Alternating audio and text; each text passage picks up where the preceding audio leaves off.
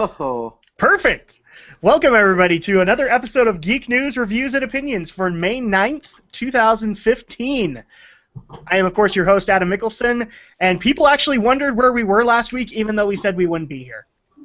So, once again, I'm going to remind people, we were off doing another Gaming with the Geeks, and the episodes are up on the feed, or on the playlist. Go and watch them. They were MKX. Unfortunately, Aldo couldn't join us for all of it, but he was there for a good portion. So we got plenty of Aldo-isms, and now we just have to inaugurate him into saying steampunk with us. No. Did you see that? No, it didn't. What? Yeah, when we were playing the order, we kept on bringing up steampunk. Oh. Steampunk. You know, I'm the only one doing it. I was gonna say, you do know that we have a steampunk convention here in Utah, right? Yes, but no. Basically, we were trying to explain why we weren't getting into the game and all that, and so the reason just became because steampunk. Oh, gotcha.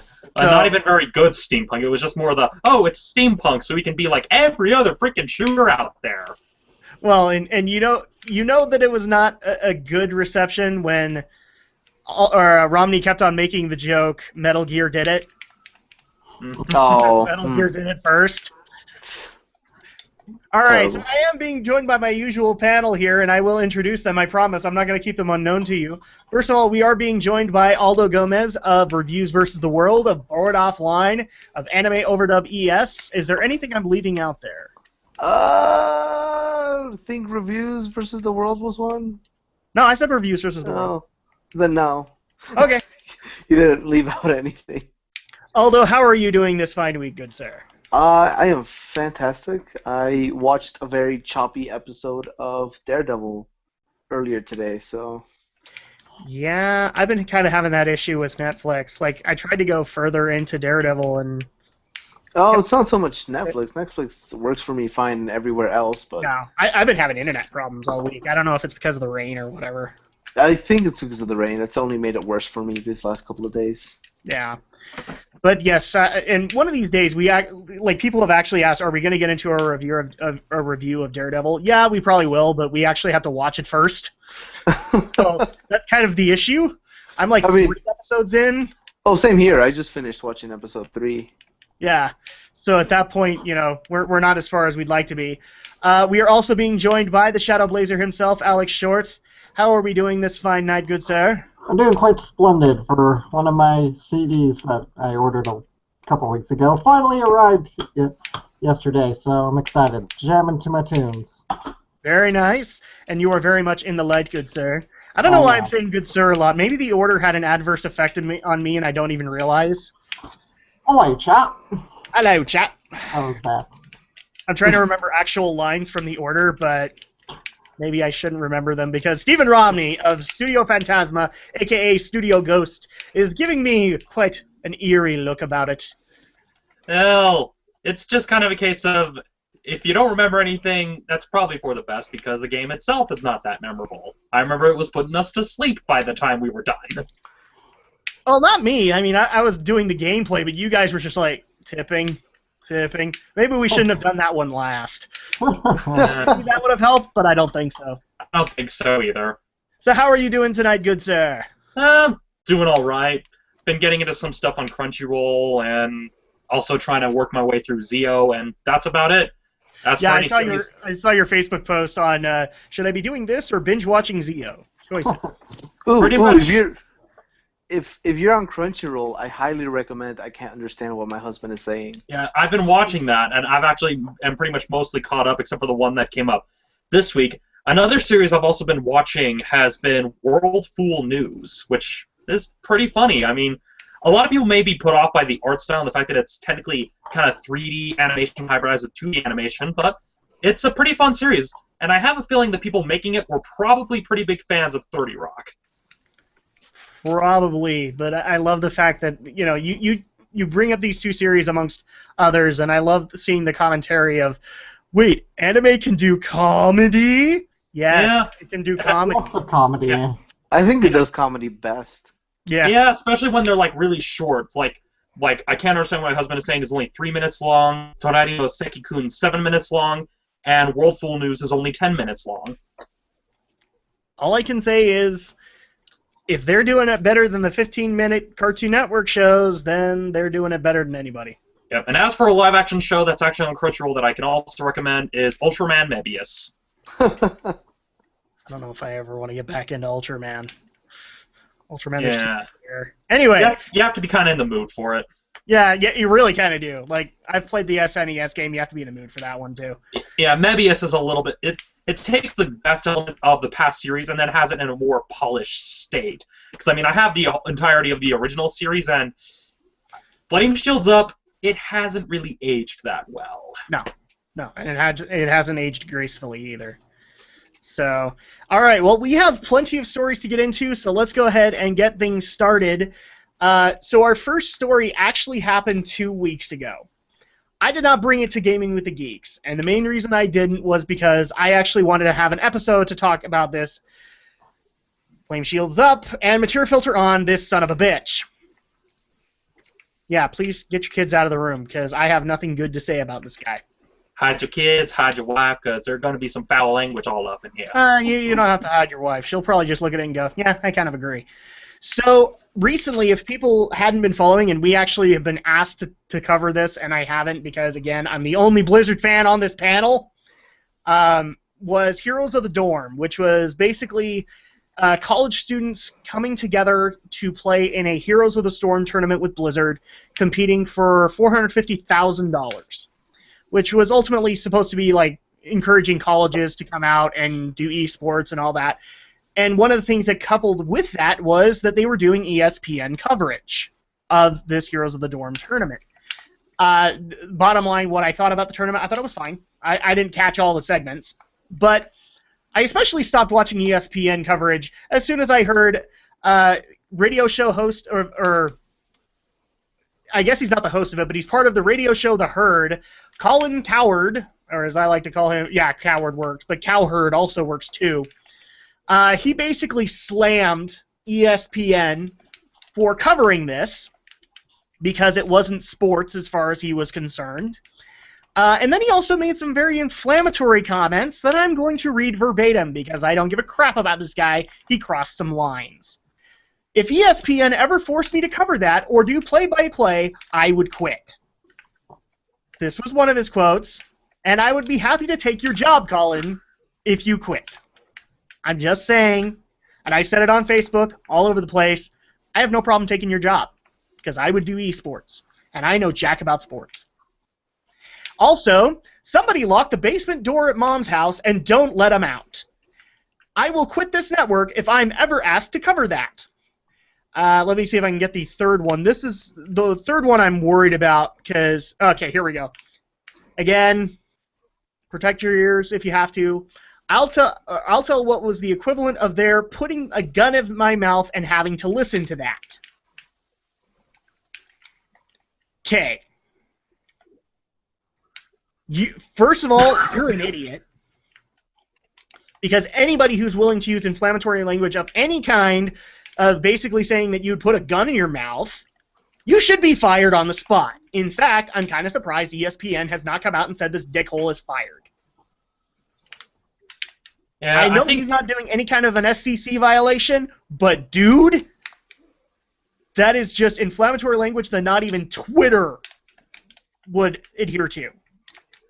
Yeah, I think this is just pretty much a classic case of this sport's new and different and not like any of the sports I'm used to, so I don't want to cover it because it's new and different, and I like the old way, back in the times where things were better in my generation. When he walked to school uphill both ways in the snow 5 miles each time, and he liked it.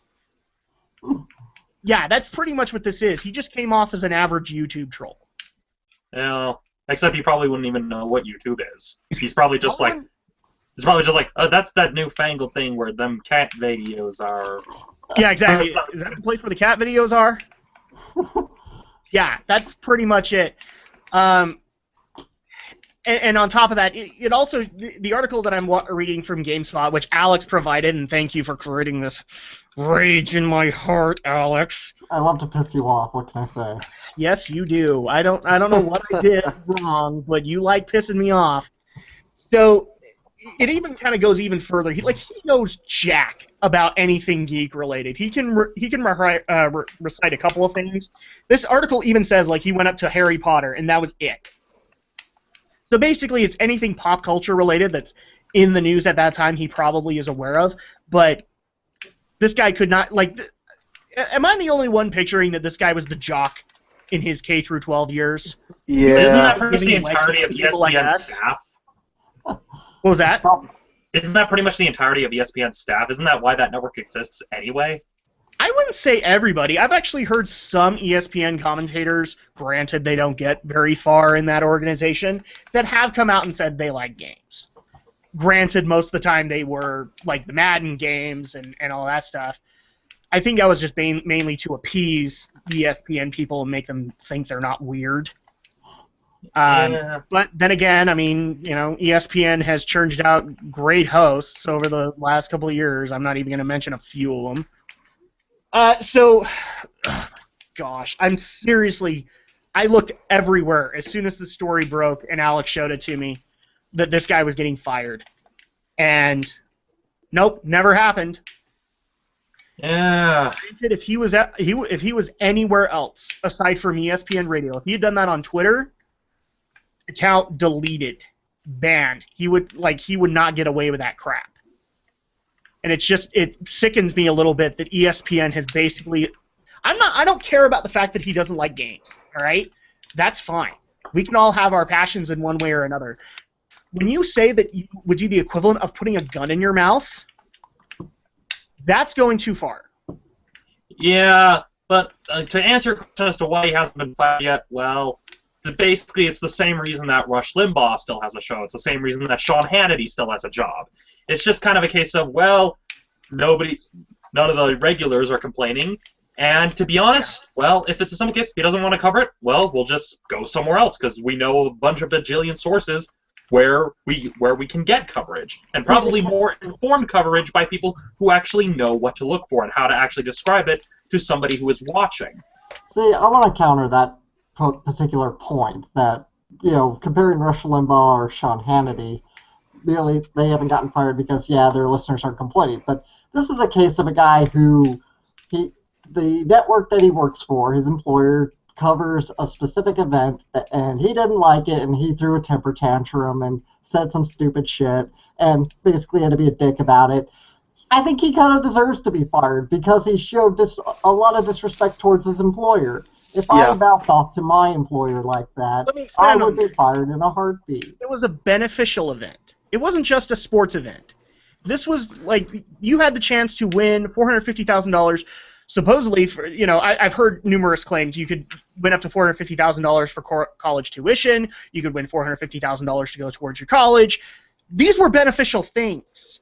And one of the hot-button topics of these days is college tuition, book costs, things like that, and how, literally a college student can walk out with debt up to their ears. And this was basically Blizzard trying to say, we want to help out with that. And you looked at them, dropped your pants, and took a ginormous dump on their face for being good guys.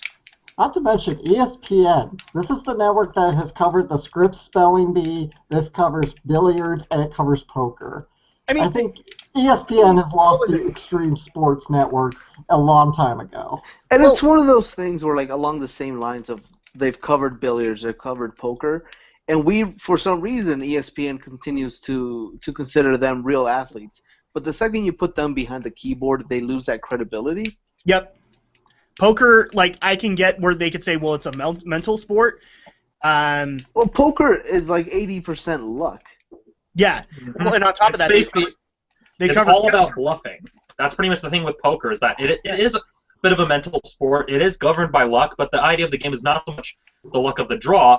It's the fact that everybody's constantly trying to read everybody else, and that's more or less the appeal of poker. It's not so much that you're trying to get the right cards, it's that you're also trying to psych out the other players. And that's kind of where the appeal comes from for poker. But it's the same basic case where you're playing either Heroes of the Storm, Dota, LoL, or Smite. It's the same basic idea of using strategy and even trying to psych out the people on your other team through the gameplay. And so, it is kind of dumb that they're still talking down to this, but it's mainly because it's the new medium on the block. It's still really fighting for legitimacy that, I mean, film went through it. I'm sure a lot of the sports we have today went through it. I mean, back then they probably would have. I mean, if ESPN existed back in the days of radio, you'd have a host probably saying the same thing if they ever did poker coverage or if they ever did chess coverage, where they would say, "Oh, them's not sports; they're not active." And so it's really just history repeating itself here. Which is ironic because refresh my memory here, Romney. They've covered chess tournaments, right? Yep. I'd assume so, and yeah, like it's on a pretty much remote network. It's not like on their main stuff, but they've covered it. And like I said, That's they why- cover.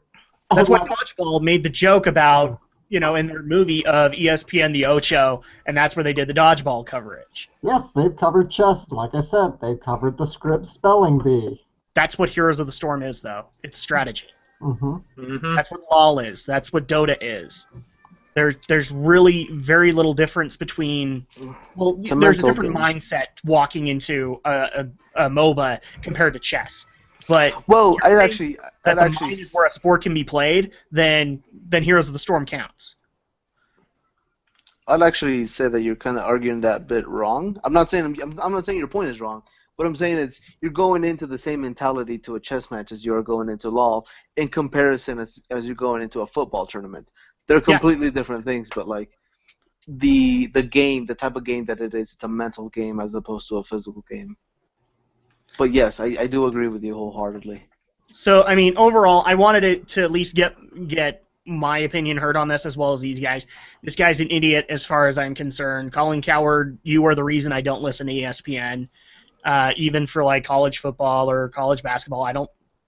And as far as I'm concerned, I have no problem saying if this guy got fired for not covering esports, I'd take his job. I think Aldo would take his job. Oh yeah, I'd learn so fast. Well, yeah, and it's also just kind of the case of, I think it just comes down to who would really ask him to cover it, because it's pretty clear he's not equipped. I mean, a lot of people think, oh yeah, I'd like general sportscasters, but if you're actually good. The bottom line is that if ESPN started covering esports, they'd have a division for it. Mm-hmm. They wouldn't ask somebody like Colin to cover it. Maybe endorse the sub-network that is coming out of it, but Colin's basically made his claim clear. He's not endorsing anything like that. And it's a question of how long he would stick around if he continued to insult their coverage. Yeah. Well, because then at that point he is mocking ESPN. Yeah. And I'm sure he would have the hammer come down on him pretty hard for mocking the network. Yeah. But especially on a continuous basis like that. Yeah, so that's probably more the wait and see sort of thing of, will he continue saying stupid stuff like this, or will the backlash from this one time be enough to kind of deter him from doing this sort of thing again? Who knows? I don't really watch or have ESPN in any capacity, so I'm not really sure about the guy's track record. So it's really just a case of, will he do it again or not? Who knows? I'll admit, the first time I actually heard about the story, I was actually dealing with Comcast at the moment. I'm like, can I cancel my ESPN? Can I just cancel it? No, it's part of the package. Yeah, I kind of figured. Yeah. So let's go ahead and get into the next story here, which is kind of a given, but we have some E3 coverage. Which I expect a lot of that coming soon. Oh, yes. Do I dare say that Aldo's going to bring out his spreadsheet again? My spreadsheet is being built. I swear that's going to be the episode title. Yes, to people who are asking, we will be doing E3 coverage. People have been asking if we're going to do like live stream coverage. I don't think so, because I don't know how that's going to work. Aldo and Romney have 9-to-5 jobs. Alex has a job. How we would get together or make sure that we got 3 straight days off, I don't know if that would work, but we'll cover it. Oh, no. So, E3 is going to get covered. Aldo has confirmed he's working on his spreadsheet. So, I'll actually make sure to watch stuff this time. Exactly. So, but one of the things that did get covered this week for E3 is that, and we were kind of expecting this with the troubles that Sega's had this year, they will not have a booth at E3. I don't even think they can afford a booth at E3 right now. They're probably really busy right now scrimping and saving their budget for the projects that they have going. But I have heard some people come out and say, that's crap. They should still go there to showcase their games and all that.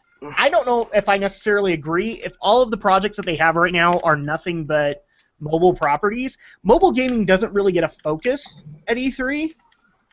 I don't know. Like in the last couple of years, it hasn't, to my knowledge. Like we haven't had Apple go there and show off everything coming off in the Apple Store. Yeah, and we don't have like King Games doing a booth there, although people probably wouldn't want them to do a booth there because after the whole Banner Saga incident. Yeah, and on top of that, like the one mobile company that I could think of has made a few appearances, but it's never been under their own banner, and that would be PopCap. PopCap has come like to support Blizzard or to support other companies that they're working with for console iterations to Plants vs. Zombies or whatever, but they've never had a legitimate booth, even though they could probably argue that they could get one.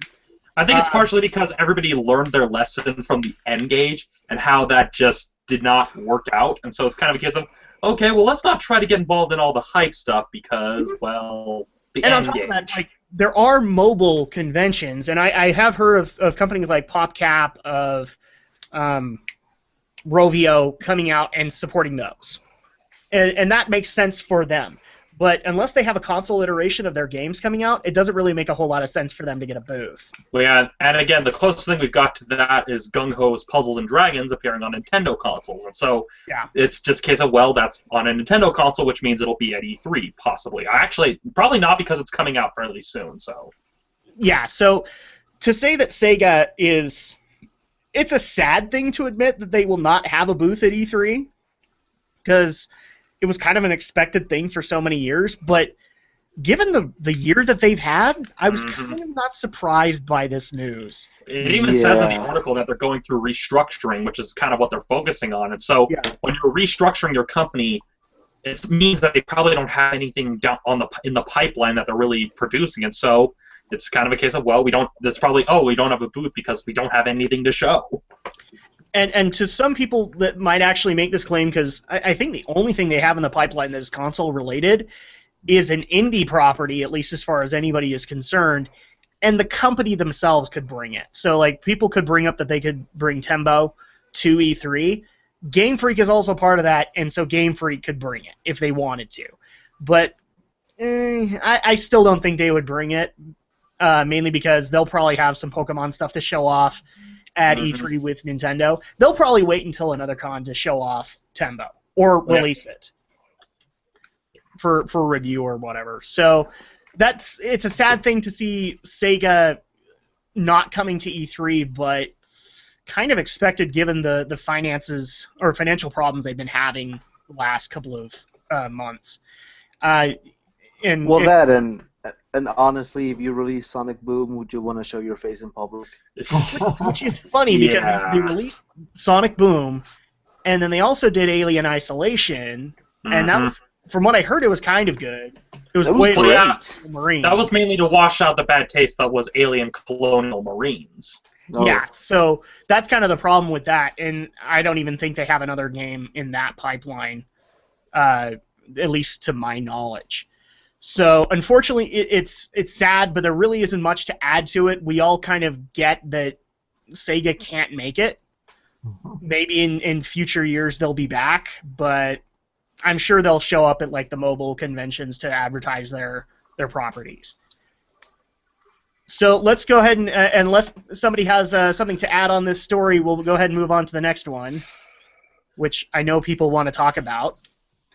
Which we talked about intensely before in the green room, you could say. Actually, so I got a little bit of a shellacking in emails that I didn't bring this up on Gaming with the Geeks, and there was a reason. I really wanted to devote more time to this. So Playtonic Games has released the successor to Banjo-Kazooie, and that is literally, I love the fact that it was literally called Project Yooka-Laylee, and now the name is officially Yooka-Laylee. So the spiritual successor to Banjo-Kazooie is a chameleon and a bat. I just love that combination. I love the fact that people are actually trying to show and justify how they could be related to Banjo-Kazooie. Yeah. I swear, we're going to get deviant art, and I'm not going to like it, but everybody's going to be like, no, they are the distant children of Banjo. No. This is a successor. Silly fangirls don't know where babies come from. Well, We're gonna get tons of terrible Rule 34. Yeah, I mean, let's face it. Given the kind of stuff that's come out based on Five Nights at Freddy's, Oh, That's God. the sad part. Is like all the like I didn't even know that stuff existed until Markiplier brought that up, and then I went and looked. I wished I hadn't. Adam, it's Rule 34. We had this talk in Pokemon Crystal. We've had this talk. well, in fact, one of the most popular drawings I did on DeviantArt, like one of the ones that actually has like thousands of views, is actually a comment on that very thing. So it's inevitable. Yeah. Yeah, So- I'm gonna pull it up right now. Give me a sec. Go ahead. While you're doing that, let me give a little bit of history. So, Project Yooka-Laylee is from Platonic Games, which is a bunch of former Rare execs. They wanted to do this spiritual successor. They put up a Kickstarter, and the Kickstarter funded within 40 minutes. 40 minutes. It is now at $2 million, at least as far as an American Kickstarter shows up. Most of their stuff is set up in pounds, so I don't know how many pounds they've earned. The currencies don't match up that way. They're at 2 million with over 45,000 backers. The other part that I found funny about this story is that they funded it. They had to make new final goals for people, which are all reasonable. Aldo brought up a good point before the podcast started, which was you have companies that make these outlandish goals, and then they get met, and they're like, holy crap, how do we meet these? All of these have been sensible goals. It's been, get a soundtrack, get a T-shirt, get to go to an orchestra if you can pay for a plane ticket to Germany, things like that.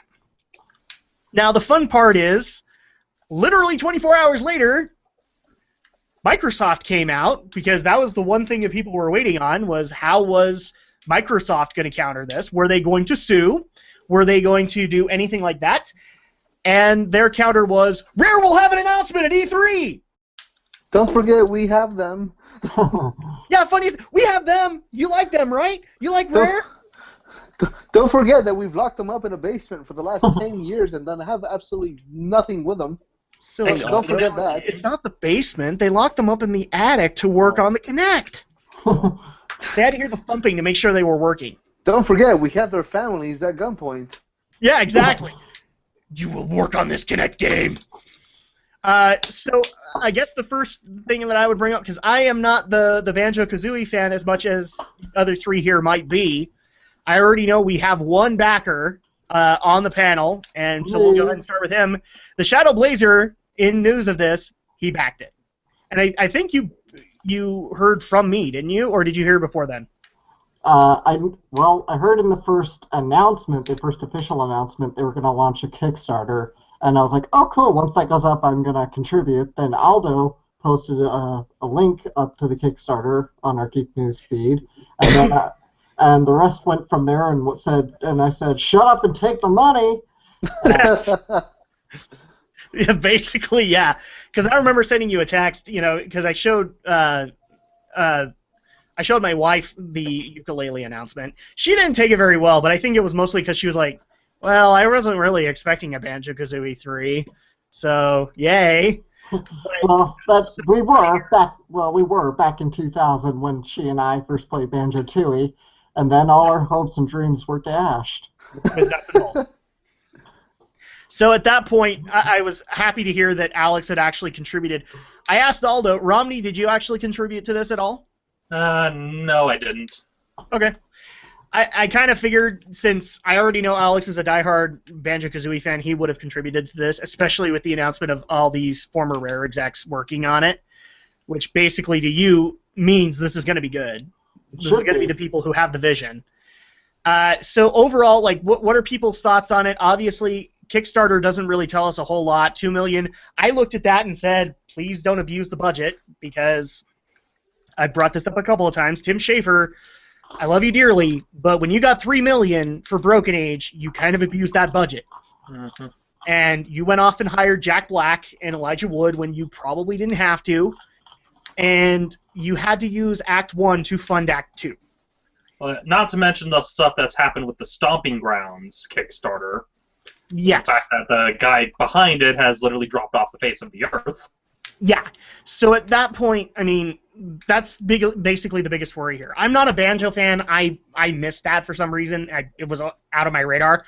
So I hope that it's going to be good. I think obviously we'll be playing it, but a Kickstarter doesn't really tell me a whole lot. I want to see a trailer. I want to see a demo, and see if this is going to honor the Banjo-Kazooie style or if they're going to go in a completely different direction. So far, it looks like it's really going to honor the style. Yeah. It just looks like Banjo 3. It honestly does. Yeah, I've seen a lot of the concept art stuff. The only thing that worries me about it is I've heard words here and there on the coverage basically hinting at it doing Skylanders-esque stuff, and I'm like, don't do that. I haven't seen any of that. Did you watch the announcement trailer? I haven't seen the announcement trailer just yet. You should really watch the announcement trailer. The articles that I've read have kind of hinted that they would do like a customization option, and they akined it to Skylanders, Disney Infinity, all that stuff. And I'm just like, no, make the game first. Just hope it's not with Lego cars. Nothing in the at least in their announcement or their Kickstarter, nothing on there has hinted at anything like that. So okay. I really wouldn't put much stock into those rumors. So basically, it sounds to me like this is going to be like, at least from what you guys have seen, a collectathon like Banjo is. Yep. And pretty and with numerous mechanics and all that. Yeah, which should be. Yeah. So we are obviously very excited for this. Obviously, we have one person backing it, so hopefully we'll cover the special thanks and get him in there. But I'm more than happy to give them my money once the game is actually made and released and out for purchase. Yep. But they already have enough money at this point. I'm not gonna give them more. That's not necessarily a bad thing. Do we know the consoles that it is going to come out on, Alex? Yeah. I think one of the goals was that it would be multi-console. Yeah, so we're going to get Windows PC, it's going to come for Mac, Linux, Xbox One, PS4, and Wii U. Well, we can take out Xbox One because that's not going to happen. Because Rare's making a game! It's Microsoft. They'd be just like, okay, well, now you can get these two Rare collectathon platformers. What they'll do basically is this: they won't let it launch on launch day. They'll see the hype that comes from the other consoles, and then a week later they'll be like, "Please let us put it on Xbox One. Please let us do it. We're sorry." Yeah, who knows? Maybe if they bring back the Xbox Summer of Arcade, which I've been hearing they haven't really been doing with the Xbox One, so. No, a lot of their policies from 360 have not moved to One, in favor of having new initiatives which have failed. Mm-hmm. So that's just kind of the way things go. By the way, I did a little XE conversion on the currency. So right now in British pounds, it's standing about 1.4 million. Okay, so $2 million is a lot. I don't know the currency transfer, and obviously if there's 45,000 backers, I'm thinking they're not all in the U.S. I'm thinking there are probably some British contributors, and I really do think this is the Rare fan base coming out of the woodwork to support this. This is the people that have been saving their $60 for their Banjo 3E pre-order. Since 2000. You know that somebody has made a video of them going to their GameStop and taking their money out from their Banjo 3E reservation and then immediately moving it to Playtonic. Yeah. That's going to be it. Because I have actually heard that people still have found receipts of them having games that have long since been kicked the bucket and they're still in GameStop system. like the Duke Nukem guy. Oh, yeah. One receipt. And actually got a free copy of Duke Nukem. Well, they're saying, I don't think it's free because he technically paid for it. No, they got it free because technically he paid in full, I think, on the receipt. Well, I know, that's what I'm saying, is he didn't get it for free. He paid for it. Yeah, but I can guarantee you the coverage online that he did, he would still be paying another $60. I'm sorry, Alex, we interrupted you a couple of times. Yeah, I just said, in other words, like Aldo said, he didn't have to pay twice. Yeah, exactly. So let's go ahead and move on to the next story here. And unfortunately, before we move on, here's the image in question. Okay. Oh, I remember that. Yeah, just wanted to bring that conversation in full circle. How appropriate, because I'm wearing the Offensive Samus t-shirt. So I can be offensive tonight. Flame shield up. So let's go ahead and move into the next story here, which, again, this is going to be like a roller coaster. I did not line these stories up properly. We went from hatred to happiness, or hatred to not really expecting much, to happiness, back to hatred again. Speaking of hatred, how many people actually played the game Hatred?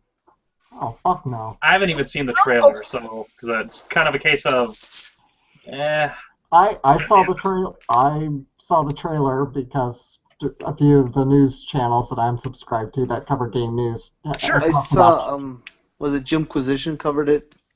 Yeah. And I've seen a snippet of it because Gaijin Goomba did it on one of his videos talking about how we're okay with violence but not with sex, and that whole discussion we've already had. Well, apparently we haven't learned our lesson because a Christian game developer decided that he's going to make a game where you can shoot gays and lesbians. And transgender. And get a score for it. The part that still blows my mind in this story, to this day, is Christian game developer.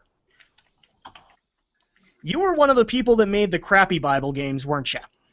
Well, given that he's known for that he tried to launch a line of Christian-themed skateboarding shoes. Yeah. Oh. Yeah. Oh. Yes. And like the video it links to is no longer available, so that just shows how abysmally it must have You're gone. not missing anything, because I think the commercial was basically, because I've seen the advertising statements, I was like, you can walk in the footsteps of Jesus. These Christian-based skateboarding shoes. Was it just a video of a skateboarder constantly doing Christ air the whole time? Because that trick can only get you some mileage for so long. I don't think this guy had the Photoshop experience, to be honest with you. So basically, this guy went from doing skateboarding shoes to a game that basically mirrors Hatred. And to the people who don't know what I'm talking about, Hatred was actually a game, and I'm actually going to put up Alex's picture because this is just the only way to do it. Yeah, if people remember it was a couple of years ago, right? 2012 when Hatred happened? No, I think it was actually it was this year, actually. That was, this year. It was this year, okay. You're thinking of Postal. Probably. Well, yeah, and Postal, that's been around since like early 2000s. So. Yeah. So Hatred is a game that literally came out on Steam that you are a dude who's literally going to go on a shooting spree. Mm-hmm. And it isn't discriminate towards anybody, it's just they're going to die.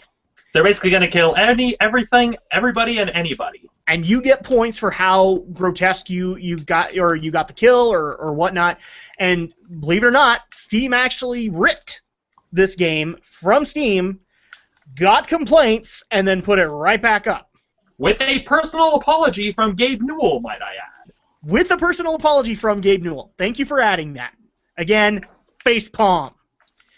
Gabe Newell had to come out and apologize for that crap. And this exists. So is Gabe Newell gonna yank this and then put it back up with an apology? That's what I like. I think it's been yanked.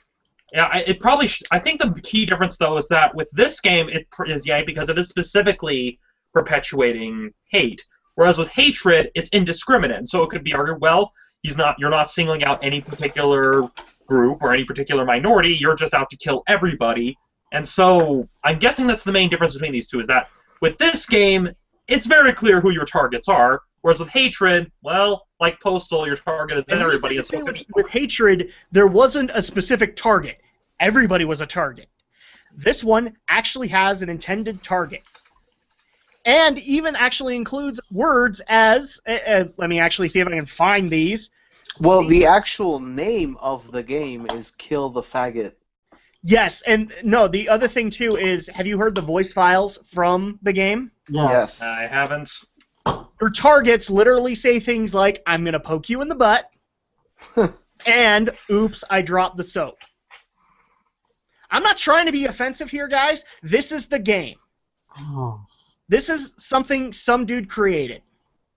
And the best part is that I still can't get over this. Christian game developer.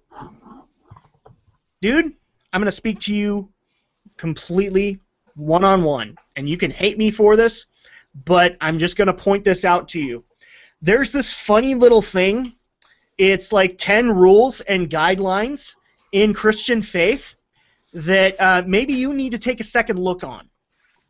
Because I'm pretty sure that one of them was, "Thou shalt not kill!" Yeah, and what makes this even more baffling is the quote this guy put that is defending the project. I'm going to read it verbatim right here. It literally says, like, these people think that if you're even remotely homophobic, you are hateful and a bigot and do everything they can to destroy you in every vicious way possible, Herman wrote. So I decided to go down a path that most developers are afraid to go down, to piss these people off and making it the most overtly offensive game possible to these idiots, to prove a point. Well, what point are you trying to frickin' prove? First of all, Hatred did it before you. Because Second that of all, was the aim Postal when they did it made before Hatred. you. So many other games have done it before you. And really, it's kind of, it's a proof of point. What point? That you're basically an asshole? Is that your point? Exactly. I mean, seriously, we've even seen AAA developers do this, because I'm sure if I mention this, Aldo is going to remember it. The whole Dead Space campaign of showing mothers watching Dead Space, and literally with the tagline of, "This is the game your mother would hate." Yes. God, seriously. And on top of that, we even get like some screenshots of it. You get a game over screen of everything you've killed. I'm not even going to say the words that are used to explain, but apparently there are straight people in the game. But you get docked points if you kill them. Yeah. Again. Yeah. It's okay. I may be sounding hateful, but this is one of those points where I literally want to hand them a big plaque of the 10 Commandments so they can do a Monty Python and the Holy Grail thing of smacking their heads against it every time they do something like this. Because I have no other words aside from that. Aside from, I literally want the... I'm making this up, but here's another hit squad that we can make up on Geek News Reviews and Opinions. We have the Disney Squad. I want a Christian squad to come out and basically come, not with a gun, but with a hand, and smack them upside the head. Because there's so many things wrong with this example of a game. This also raises a really important issue about Steam, about Valve here. And I think, Steam, you need to start upping your standards of what kind of games can be put on your Greenlight page. I don't even think they can do that now because of the whole Hatred thing. No, no, they can, and the game, and I mean, kill the game has been taken down. Well, yeah, and it also specifically said, according to an official statement from Steam Greenlight, they did say that they found it to be in violation of the Steam Greenlight terms of services. Go ahead. Sorry, I was going to say the problem with Steam Greenlight is it's an automated service where you kind of input anything and eventually it gets reviewed, as opposed to it getting reviewed before it actually comes out. And that's the thing, that maybe it shouldn't be automated. Maybe this is something that, one, there should be a slightly higher fee. I know there's like a $100 fee currently to upload your project to Greenlight. Perhaps you want to up that just a bit. And second, maybe you ought to start having a board of reviewers review product and make sure that it fits the standards of your site.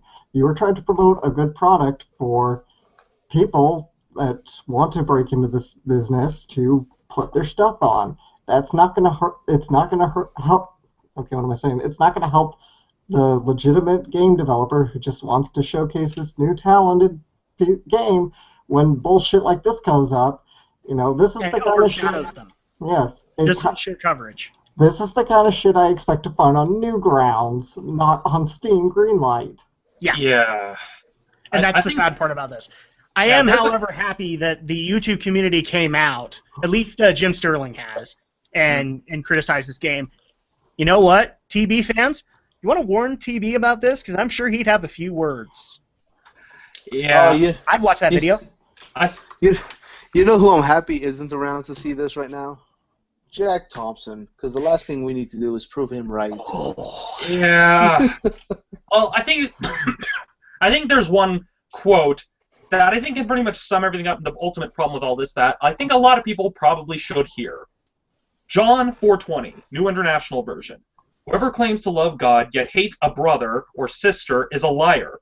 For whoever does not love their brother or sister whom they have seen cannot love God whom he has not. Yes. There you go. Geek News Amen, Reviews and Opinions has officially quoted a Bible. I'm not saying the or whatever. These are different translations, but it's official. It's a first. Yeah, and that's a quote I always have on hand whenever people say, "Oh yeah, God hates people." And I'm just like, John 4:20. Nope. I just think it's hilarious that it's John 4:20, because I'm immature. Yeah. All right. Well, I got to get off this story, otherwise I am just literally gonna not get off my soapbox. Then I'll just end up searching Romans next if we keep on this topic. So before we move on, Adam, would you say that this story fills you with hatred? Indeed it does. It does. Righteous hatred. That could be like the name of a Christian death metal band. Righteous hatred. I already know, like, I don't remember who it was, but it's one of those things where you follow the frivolous lawsuits. I remember it was a couple of years ago, like right when WoW first came out or whatever, a band actually came out by the name of Righteous Fury. There was an ability in the game called Righteous Fury. So, happened. Okay. Either that should be a Christian death metal band name, or maybe that should just be a title of one of Ozzy's albums or something. Really? Yeah. That sounds like an Ozzy album, like at least a cover song, right? Yeah. So Does Ozzy still make music?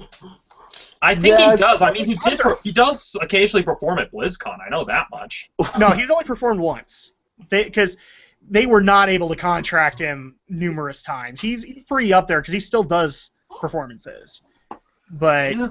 I mean, they're not good performances, but they're performances. Well, they're Ozzy at, how old is he now? 50, 60?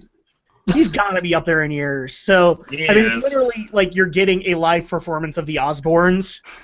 This is literally watching a skeleton perform. It kind of is. And here's the thing. I love Ozzy. And, man, he was the only reason I watched the Osbournes, all right? He was the only one, because when he went off on a tear, it was hilarious. Anyways. Yeah. Ozzy Osbourne is 66 years old. Oh, that's the perfect number right now. Can we add another 6 just because it's Ozzy? Sharon, I want to be 666 years old because that's the number of Sharon. Steven Tyler's 67. Oh, damn. I'm not surprised by that. Anyways, maybe we should move on. Let's go ahead and move on. Yes. Now we're off on Ozzy. So this one is going to create a little bit of hatred within a certain Shadow Blazer because DICE came out and said some things that we regret.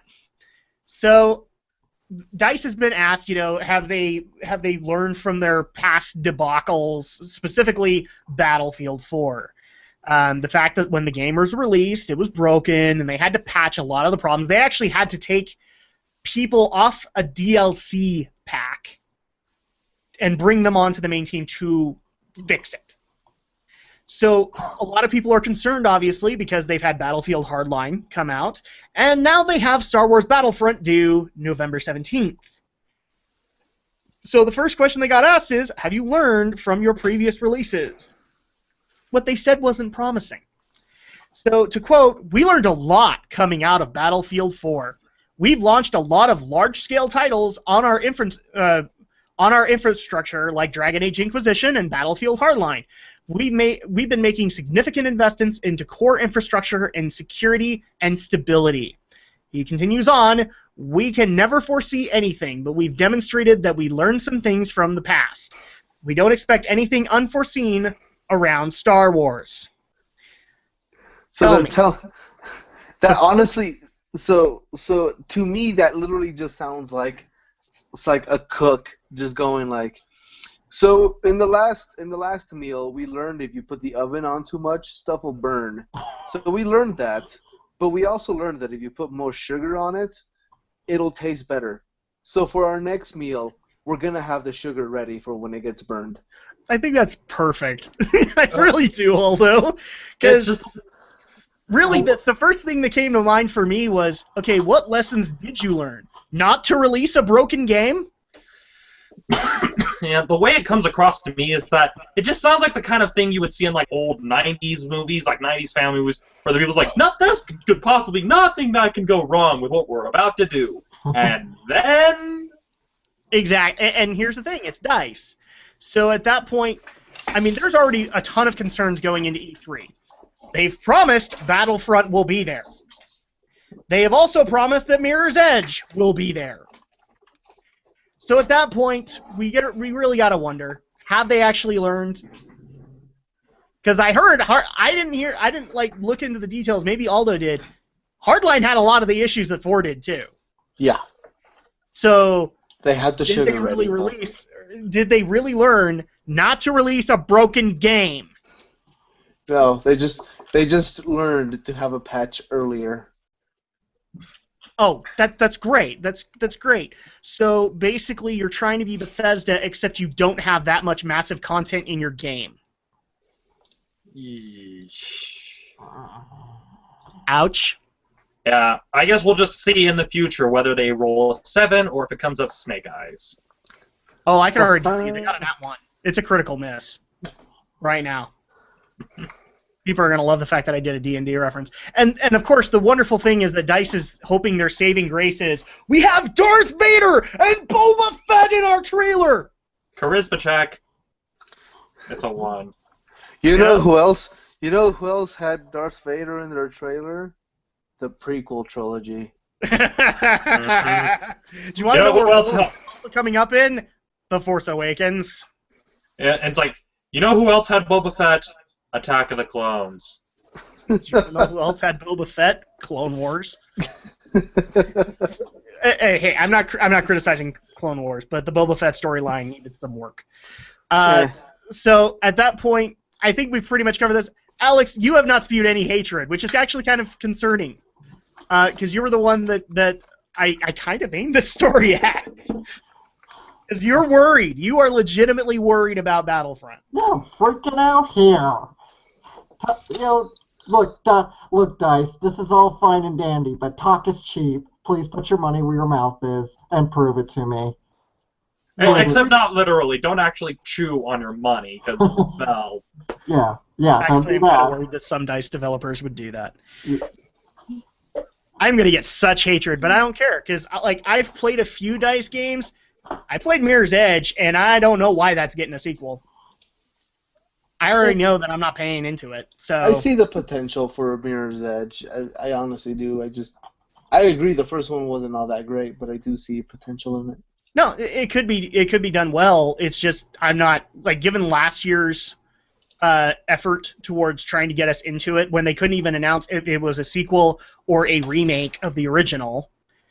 That was already concerning to me. So I'm like, okay, I have no problem playing through the exact same gameplay as long as you fixed it.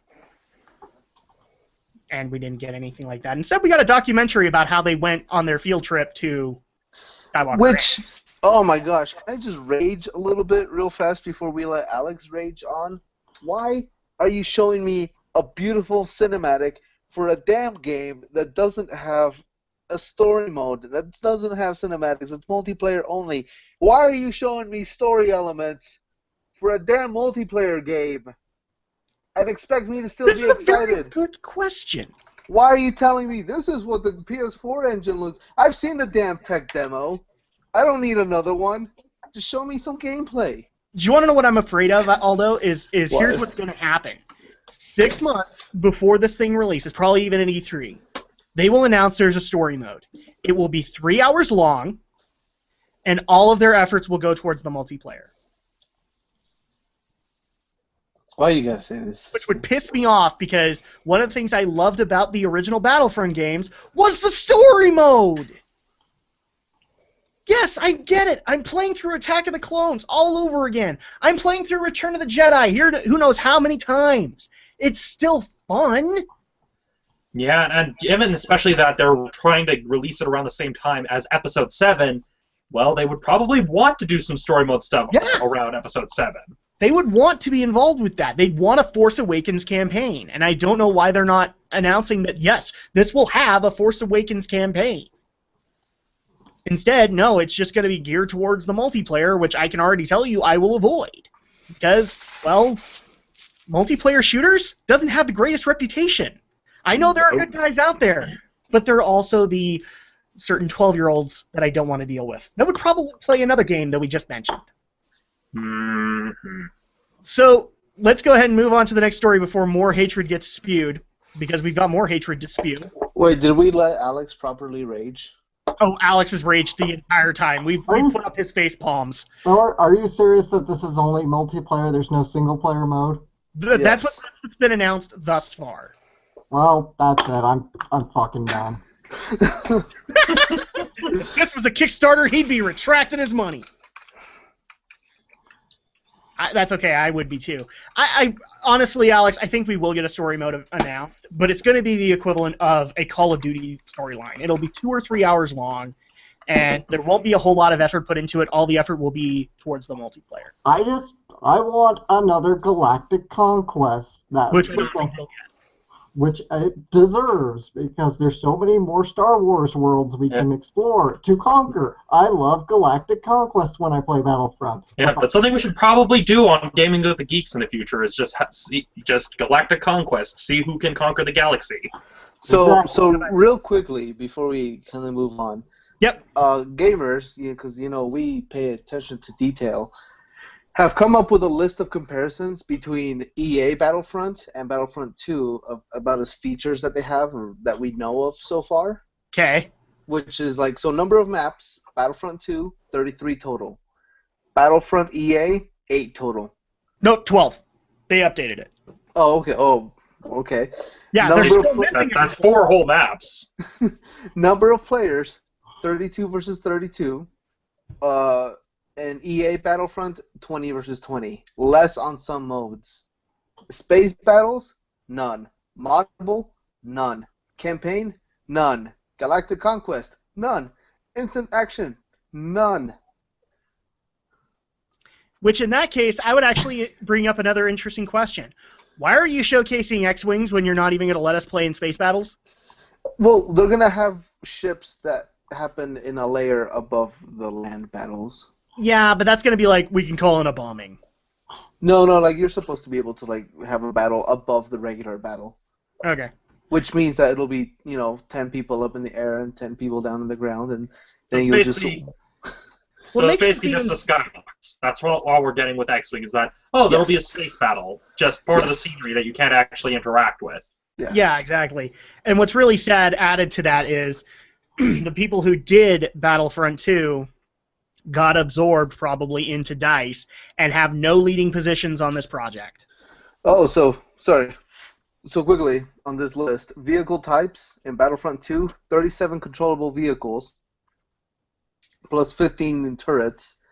In EA Battlefront, none are confirmed playable. It is confirmed that AT&T's won't be playable, but we've seen 5 other vehicles in the trailers. Yeah. They haven't confirmed any kind of gameplay because they're too busy showing very controlled atmospheres. Yes. So that's kind of the issue there. And bot battles look like they might just not be in this game. Yep. So, yeah, let's go ahead and move on, because if we do, we're going to blow Alex's brain, and we don't want to do that. And there's still some more stuff I'm going to rage on later. Yeah, there is. Yeah, we need to save the hatred. You need to save the anger. Crap, now I'm going to have to put hatred in as one of the tags, and then everybody you love hatred. You must let the hatred flow through you. Oh, thank you. Thank you we needed a Palpatine.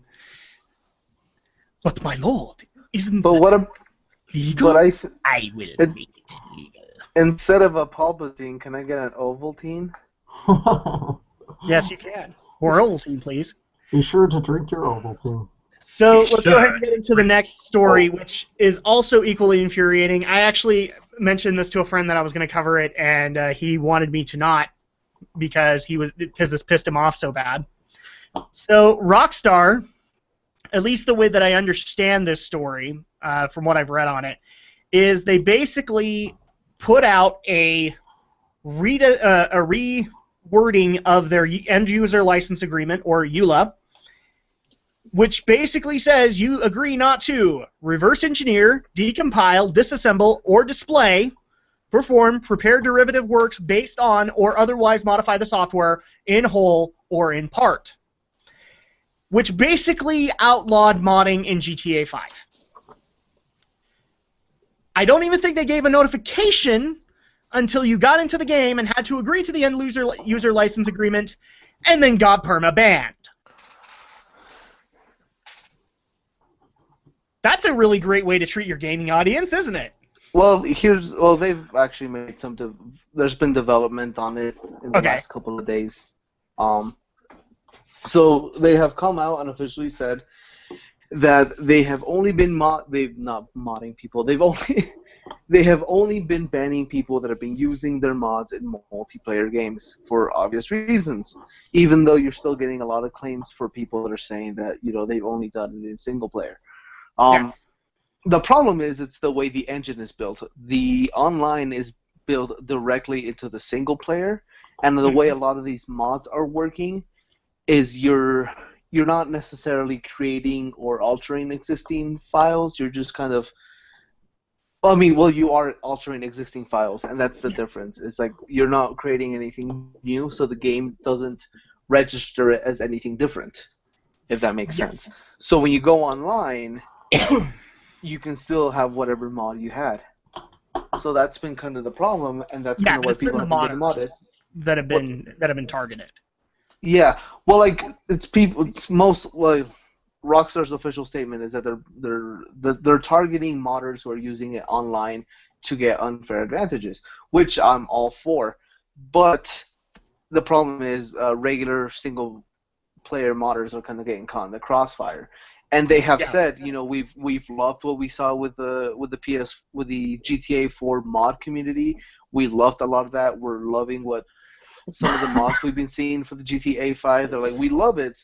It's just a problem of all this kind of leaking over to the online experience.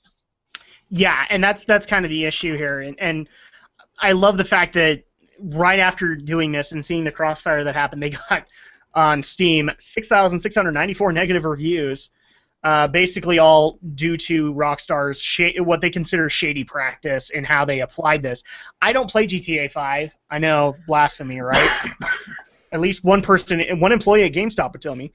I haven't played Grand Theft Auto since literally Vice City. And when GTA 5 happened, I wasn't really all that interested. But I can kind of relate to this in one regard. I do play a game where a EULA is changed pretty frequently, or at least required acceptance on a good regular basis. And if they did that, and then all of a sudden you accept it, and I mean, literally some of the testimony here has been they've accepted the new EULA and then been banned because they didn't follow it. So at that point, that's a shady practice. You should at least notify people and let them figure out whether or not they're going to change their mod or get it off or anything like that. And the other problem that I also have with this is, correct me if I'm wrong, Aldo, this game has had some pretty broken crap happen since its launch, at least the online factor of it. Yes, but not on the PC. Yeah, PC's been protected, but I've literally heard you can exploit your way to being like a billionaire from games launch. Well, yeah, and that's, like I said, that's mostly because of the single-player stuff leaks over into the multiplayer aspect of it, because it's built off of that engine. So a lot of those exploits are people doing something in single-player and then somehow transferring it over. But yes, there have been those problems, and they have kind of started to address some of them. But but as far as I mean, the heists, which were advertised to be ready at the beginning, took about a year and a half before they were available to the public. Yeah. So they've had their own fair share of problems.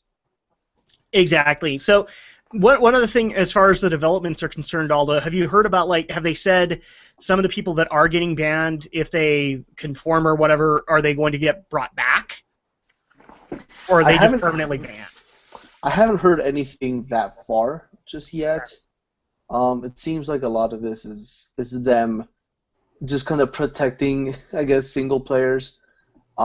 Yeah. Or the online thing is kind of the thing that they're more worried about. So. Yeah, and obviously they would be. Yeah. So, Romney, Yeah, Alex, do you guys have feelings on this at all? There's something weird about the phrasing of this EULA that kind of has me a bit concerned. I mean, I don't play GTA, but I think this might have been something that the people reporting on this might have missed. Because notice how it says, like, you agree not to reverse engineer, decompile, disassemble, or display the software in whole or in part. Does that mean that they'd also be going after Let's Players in that regard? It really does open up that language. Yeah, and it's a thing where I automatically am going to tell you no, because they have essentially created recording in Grand Theft Auto 5. Like, you can go in and they have given you video editing tools in which you can record gameplay, edit it in whatever way, shape, or form you want, and then publish that straight to YouTube, straight from in-game. So no, they haven't attacked any Let's Players just yet. I have see. they, with the Content ID, are they one of the companies that is good? Like, if a Let's Player actually reaches out to them, they'll give their certification for it? Yep. I don't think they're on the list. The only time that Let's Players get in trouble with GTA 5 or any Grand Theft Auto game is usually music companies, because they'll tag the music that's in the game rather than Grand Theft Auto, than Rockstar. Yeah, and the music isn't necessarily a Rockstar thing. It's music companies. Well, yeah, and it's the thing that worries me, because it says both display and perform, which that's it's fishy language. I'll give you that, Romney. Yeah. Because that basically opens up a way for them if they decide, let's just say 10 Let's Players come out and are pretty popular. We are calling out on the ether. Internet gods, we apologize for all the horrible things we said. No, not really. So if people can see, and I relinked this, and probably I'll have to edit all of this. So Google gave us a little bit of an issue and crashed on us. So if people are going into the other feed, well, there's no reason to do that. Aldo will be back with us in a second, assuming his internet's working. I know it's raining outside, so he's probably having some issues. And I think we pretty much covered what we could from the Rockstar EULA. I mean, aside from the inflammatory language, do we start there, or do we call the tech hour good? I'd say we can probably just call it good, because I think we've kind of hit the point home of just how sketchy the whole thing is. I say as I have a sleeping Kirby on my thing. Let's yeah. Pardon our dust. This is Yeah. I don't know if it's us or if it's Google Hangouts. We'll find that out later, but obviously we'll re-edit all this and give you a proper episode. Yeah. So let's go ahead and get into the entertainment portion of Geek News here. And we actually have kind of a happy story to get into, which is Aldo and Alex have talked about this a couple of times. Romney's gotten into the exchange. Is the Digimon Try, the new series kind of in homage to the 15th anniversary of the original Digimon Adventure, where they're all basically like almost ready to graduate high school. So we found out a little bit more about it. They got a cast announcement, a Japanese cast announcement. And also we got some interesting news with it, which was basically that it's not going to be a series per se. It's going to be 6, I guess the way to put it would be like the equivalent of OVA. Yeah, basically 6 theatrically released OVA. Yes. So. And they'd be movies, not OVA. Yeah, they're using a different term, but that's basically what it sounded to me. Yeah, just to kind of give people context, that's more or less what they're approaching, is that it's more or less 6 episodes that are being released in theaters, so 6 movies. Yeah, so at that point, we still don't know much on the story. I'm guessing it's just going to retell the original story of Adventure. Actually, it's a continuation of Adventure and Adventure 2. It's going to be more of a distant sequel now. All right. So we know that at least. We have no idea when this is actually going to hit their theaters, do we? Yeah, November 21st this year. So, okay, this thing was slated for April, wasn't it? Yes, and supposedly, I mean, it wasn't super clear, but by the hintings of the announcements last summer, it was supposed to be a series, but I don't know that for sure because Anime News Network reported it as a series. Well, this technically is a series, but when they say series, we assume TV. But apparently Toei's gone the way of movies instead. Yeah, and a lot of this stuff has not been too clear to me, especially the story, because, I mean, up until this point, I had not heard that it was going to be a continuation, it was going to be a retelling. And I don't know if I would have liked a retelling. I would have liked more of a futuristic version, maybe to counter the weird ending that Adventure 2 got. And that's what this like is. 30 years in the future. Well, I didn't think the ending was that strange. I mean, it did rush a few things in terms of giving the characters an epilogue, but... Pretty much. That's really the issue that I had, is like, you could have based this 10 years later, and instead it's like 20. You know, I would have liked a 10 years later kind of deal to see if romances or whatever were going to work out. Obviously, they answered those questions, and, well, many anime reviewers have covered those. I'm not gonna try to the same material. So many ships were sunk that day. Yeah, but then again, shipping's kind of a concept that I still don't quite wrap my head around. So, overall, does this still excite people? No. I mean, I'm still interested. This killed my interest because here's the thing. I wanted this so much to be a 50 or some episode series, which is about the typical Digimon length, about 50 episodes. Yeah. And no, I don't want it to be 6 movies because, well, first of all, we don't know the runtime of these movies, but anime movies can be, I don't know, anywhere from 50 minutes to 90 minutes. Sometimes they're a little longer. Usually those I've seen them shorter, actually. I've seen them shorter, too. I've seen, like, only 25 minutes long, usually as part of a double feature. Yeah, I've seen that, too. Just ask any Kamen Rider fan. Yes, that's true. They have come out to be shorter, too. But it's just like, I don't feel like there's going to be too much they can tell with 6 movies that maybe, and 50 minutes is a slightly generous ballpark answer because I don't know. 50 minutes total for all 6? I don't know. We don't know. I doubt they'd be that crazy to have it be like that short. I think it would just be like 50 minutes with each installment because if it was 50 minutes total, even by the standards of Saturday morning serials, that's pushing it. And people would complain. See, and 50 minutes like per episode would not bother me. That gives more ground to be able to cover each time. But this is also based as a continuation, so either there's a new enemy to take care of, or this is going to be, where they are now to celebrate the 15th anniversary of Digimon. Which makes sense, because, I mean, let's see, Tai, Matt, Mimi, Sora...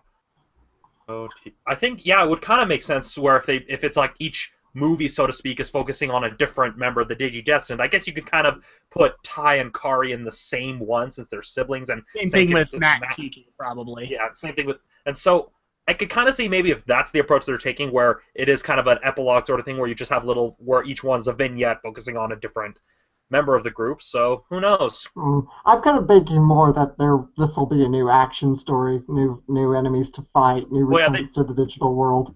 Well, they probably would have, like, action part of it, so maybe they may even just go the Rashomon route, where you see the same basic events, but played out from the perspective of each of the different characters. So, who knows? I wanted this so much to be a series. I was stoked for it since last summer, and now it's going to be movies. And well, it's just given that Digimon hasn't been doing that well when it comes to their merchandising, at least in the sense of trying to kind of capture that global market, they're probably trying to hedge their bets a little bit. I mean, sort of the only thing they've got going for them is the Persona-style RPG they've got for the Sony handhelds. And the other problem with it is that... again, Digimon has not had that much success, especially in the U.S. market. It's pretty much gone. I mean, it resurfaced on Netflix. It hasn't really been anywhere else. And so at this point, and the other concern that I have with this, obviously, is, they're talking about a whole new cast, but they're going to bring back the original Digimon voice actors for the Japanese version. U.S. probably won't do this. Well, not as easily. I think a lot of them have probably moved on. Well, I know Joshua Seth has voiced interest in returning to voice Tai in order to maintain that consistency. It's just more of a case of nothing set in stone yet. I think Saban is the one that has the rights to the Digimon franchise since I think it was part of when they bought back Power Rangers, they bought back some of the other properties that they had the license for. I'm not exact. And so it's kind of a case of, I know at least Joshua Seth has voiced an interest, but it's kind of the case of they probably haven't worked out the distribution of the movies here in the U.S. yet. That we don't know if Saban's going to try to distribute it either as theatrical releases to try to kind of do what Funimation did with Battle of the Gods, or if it's just going to be a straight-to-video sort of scenario.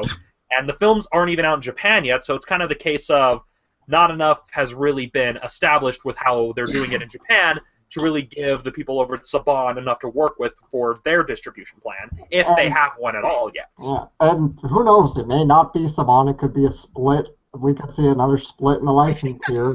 I think that's who has the distribution on Netflix, is Saban. Yeah, I mean... Well, yeah, I know the current series was being dubbed and distributed by Saban. Yeah.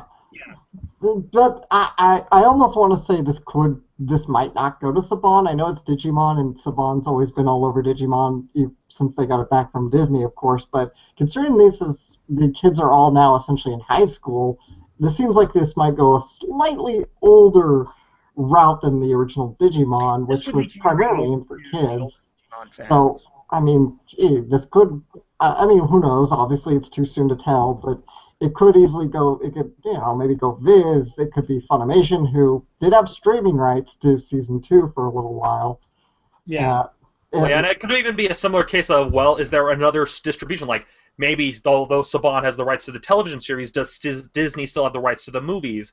Because similar with Battle of the Gods, they couldn't release it soon enough because they had to wait for Fox to decline the option to release it. And that could even be another issue where, does another studio have the distribution rights to the film version? I mean, it could even be a case, does Fox have the distribution rights to the films and they have to wait for them to decline it, or will Fox try to snag it up because they're in desperate need of some hits?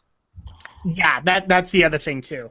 Overall, I mean, a lot of this stuff that we're talking about is speculation because obviously this thing is due in, 6 months away from now? This year in Japan, which means it's probably going to be another year before we even see it. At best, a year at best. I mean, this is why. One more reason that's what I'm saying. I don't know if the returning voice actors, like one person, that's fine, but I mean, Derek Stephen Prince will probably step out and say he'll do it. But like all of our returning Digimon voices, are they going to come back? Especially if they have to wait 1 to 2 years. Well, and I know it's a union thing as well that could even become an issue. Because Saban's a bit notorious for having a lot of their productions be non-union, so I mean that could even be a factor. One of the things that actually I want to bring up, and it's not a good comparison, but it's the best one that I can come up with, is I can't even believe I'm going to mention this, but as far as anime fans go, I am a fan of a series called Inuyasha. Inuyasha had to have an ending that came out much later. And the problem was that yes, you were able to get some returning cast members, but there were enough to make it kind of jarring. And that's kind of what I don't want to happen with Digimon, is I love those voices. If enough of them aren't willing to come back. I don't see it happening. There's too much time has just passed, and the fact is, the longer time has gone in the world of dubbing, the less likely you're to see the old cast come back. I mean, we've seen this with the recent Evangelion rebuild films. Like, none of the original cast except for Spike Spencer, Alison Keith, and to an extent John Swayze are the only really returning actors to that. I think you're missing Tiffany Grant. Oh, Tiffany Grant, sorry. And another thing to consider is the big if with the distribution worldwide is there enough of a market to warrant the distribution? Because, again, Digimon hasn't done that well merchandising-wise or series-wise here in the U.S. I don't think Digimon has done well since our generation. Pretty much. I mean, there's been some games. 4, I think pretty much flopped, didn't it? Yeah. And this is, again, I keep getting into this. This is why I felt it should have been a TV series, because then, even if it didn't get immediate, dubbing, distribution, or home video rights, at least maybe it could have been, Toei could have streamlined it to Crunchyroll for simulcast streaming, and then they can kind of engage and see how's it faring in views on Crunchyroll and ad revenue there, and then decide if they want to give this a license to somebody to finally dub it and put it out. And Yeah, especially given how much Bandai has been burned with their anime distribution in the past. I mean, that's why Bandai Entertainment closed its distribution arm, because of just the fact that they had kept releasing stuff that just wasn't selling, that just wasn't working. And so it's You guys have very to much... remind me that Bandai's gone. Well, yeah, and especially since it's Namco Bandai that owns the franchise. I mean, I guess this is kind of what it comes down to when you have an anime series based on Tamagotchi toys. That's pretty much... I was just bringing up the fact that you guys had to bring up that Bandai isn't here, Bandai's and I gone. don't get Gundam, and Well, Right Stuff's getting Gundam now, so you can. be yeah, happy right about stuff's that. getting Gundam, so I'm at least happy about that. But But yeah, I still don't that's get exactly it. I right. mean, I still don't get it. We're getting a new Dragon Ball series. We got a new Sailor Moon series, but I gotta get 6 Digimon movies that may not even But be again, that it goes long. back to the same case. Dragon Ball Z and Sailor Moon perform better both with ratings and with merchandising. In Japan, Actually, too? that's a question I have. Has Crystal done? I've heard mixed reviews on Crystal. Has it done what they wanted it to do? Has it brought in a high viewership? I'm sure it has. I don't know the numbers. I don't know the numbers. Numbers are always kind of skewed. Those are kind of kept secret usually. So Well, yeah, but looking at how well they were able to sell Sailor Moon merchandise, even back when they were doing the live-action series, Sure. that's the kind of thing that will usually keep these series afloat.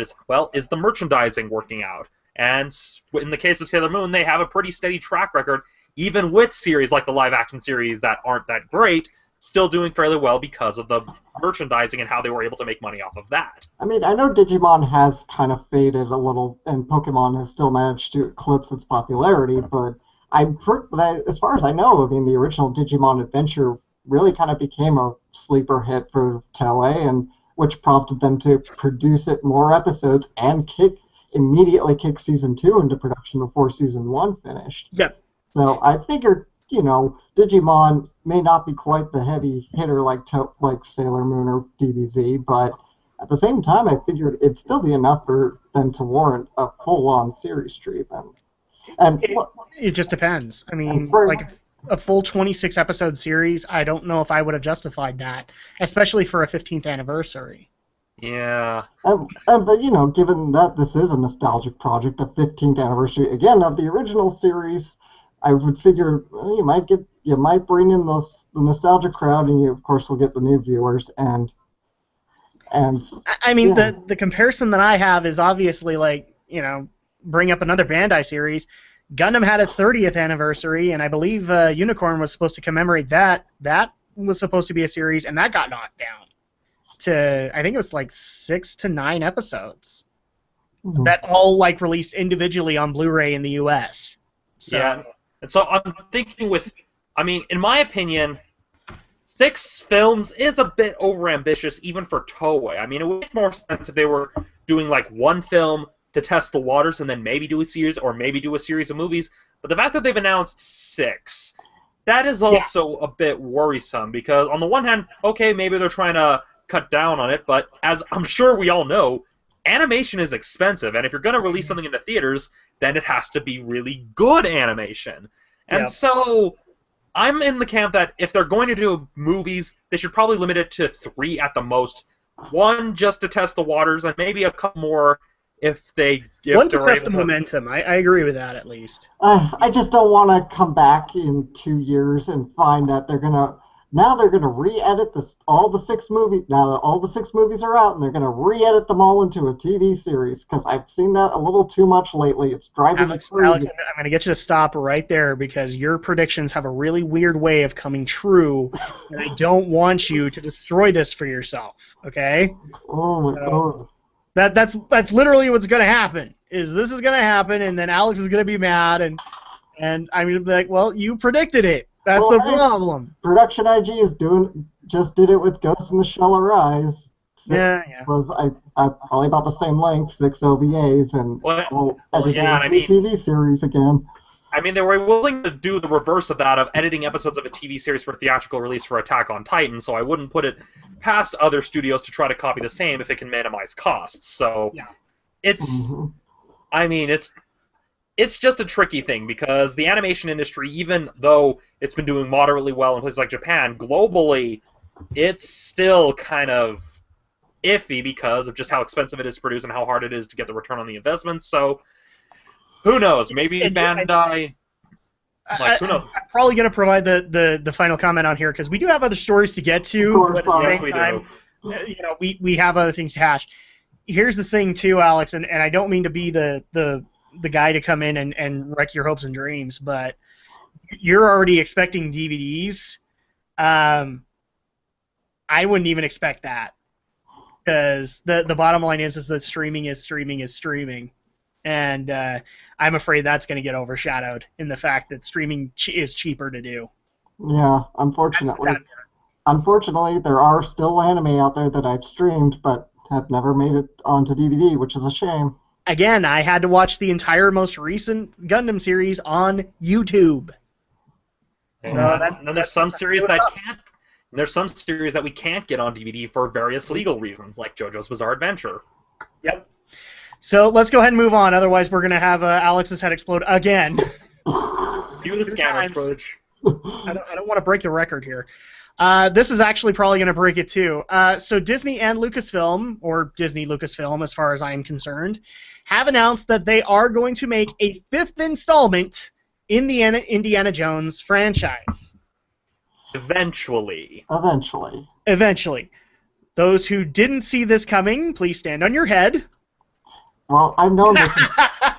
See, I knew I was going to get Romney's reaction. Well, I've known this is coming. I mean, this is like Spielberg has said he's going to do Indy 5 since the end of Indy 4. It was one of the first questions that happened when Lucasfilm announced the merger. Mm-hmm. Is Star Wars, is Indiana? We know Star Wars is secure, but what about Indiana Jones? Will they be able to work out? And that was specifically a negotiation term that George had when Disney was proposing the buyout was, well, if you let us buy you out, we'll produce, in addition to having us produce Star Wars movies, we'll fund the next Indiana Jones movie. Yes, and even then they have not even confirmed whether or not, and I would actually go the next step and say Harrison's probably not involved in this one. I don't think Sheila LaBeouf is either. If anything, this 5th installment might be, I'm going to call it right now, a reboot. Yeah. Well, Harrison has stated he's pretty attached to the character, because I know there was the whole thing back when people, like, before Kingdom of the Crystal Skull came out, where they were just like, oh, well, are they going to hand the reins over to Mutt Williams? And Harrison Ford's just like, no, this is my hat. Yeah, I've heard that too. I know Harrison loves the role. And he said in the story, he was still interested, so I think he'd come back again for another adventure. Yeah, but the question is, would that be the best idea, especially since Disney would want the franchise to keep going? Because this is Disney we're talking about. They want lastability, and the way to make this last for them would be to put in somebody like Chris Pratt into the Indiana Jones role, bring Harrison in as the new father, and that way you can continue the franchise. Yeah, I don't think Chris Pratt would be the best. Absolutely not. Yeah, I don't think Chris Pratt would be the right choice for it. I'm just throwing out an example. I don't. Like, Because that was a rumored story a while ago. Well, yeah, a common name I've heard people throw out that might make a replacement would be Bradley Cooper, but again, or the other one that I've heard was that they, since Disney has a history with him at least, you bring back Shia LaBeouf, and I would say no, we do not need the beef. Nope.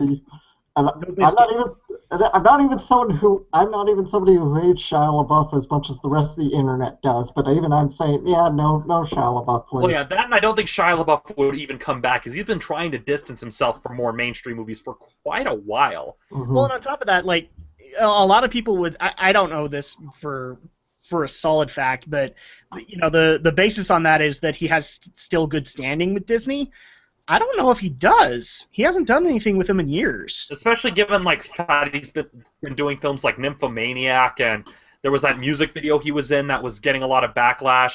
He just looks like a crazy bearded weirdo now. It's just kind of a case of... I don't know if he has that rep anymore. So he at that point, I don't think he would. But I just want to say, if you guys think that Shia should come back, no biscuit. So let's just say, unless they bring him back as the cannibalistic serial killer, like in that song, that might work. Shia LaBeouf is a Nazi to get punched? No, not as a Nazi. I mean, have you heard the song Shia LaBeouf the Cannibal? No. I don't know if you should. It's really good. It's not that scary, but it's really good. And I'm just thinking like, it's like running for your life, but you're wrestling a knife from Shia LaBeouf. Yeah, look it up. The people watching probably know which one I'm talking about. If they brought Shia LaBeouf back as actual cannibal Shia LaBeouf, then that would make for an interesting movie. Okay, so at this point, can we talk? I want to keep talking about this a little more. No, I was actually going to bring up another interesting topic on it. So for a fifth installment, like, do we have an idea where they could go with it?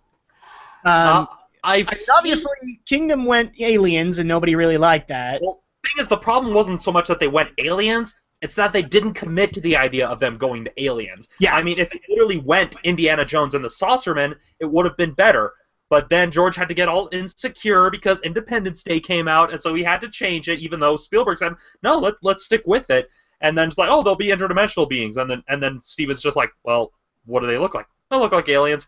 So the aliens itself wasn't the bad part. If they just committed to it from the outset, instead of trying to hide the fact that it was about aliens, it could have worked.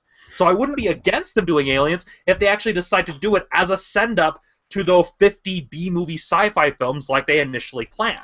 Well, I guess the reason I'm bringing it up is, like, you know, what angle do you go? Like, what mythos can you go with Indiana Jones that it makes sense that he would know it? Well, I mean, the one that comes to mind for me is I've always wanted Fate of Atlantis to be given a movie treatment. I don't know if it can be, but there is one Indiana Jones screenplay that was written but never produced that they could probably pull from, and that was the Chris Columbus screenplay, yeah. Yeah, like Indiana Jones and the Monkey King, which that one could be a good one because it's pulling from Journey to the West. He actually finds the As You Will iron cudgel, however the heck you pronounce that, the staff that changes size. Yeah. And so they could even pull from that. I mean, I know that's. I mean, they could pull from stuff like that. There are various mythologies they could probably pull from.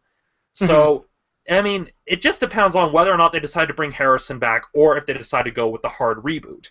Yeah, and that's the problem that I have a concern with, is I'd love to see Harrison back, except maybe not so many I'm getting too old for this jokes. I would just like to see him come back. I do have an idea that could work with the old Indiana Jones. It was even something I even developed a bit as an elevator pitch. Basically, it would be Indiana Jones and the island of Dr. Moreau. And here's like the basic setup. Fade up, you have Indiana Jones, he's on a plane on a way to give a lecture at some place, and the plane is accidentally brought down and happens to crash down on, well, the island of Dr. Moreau.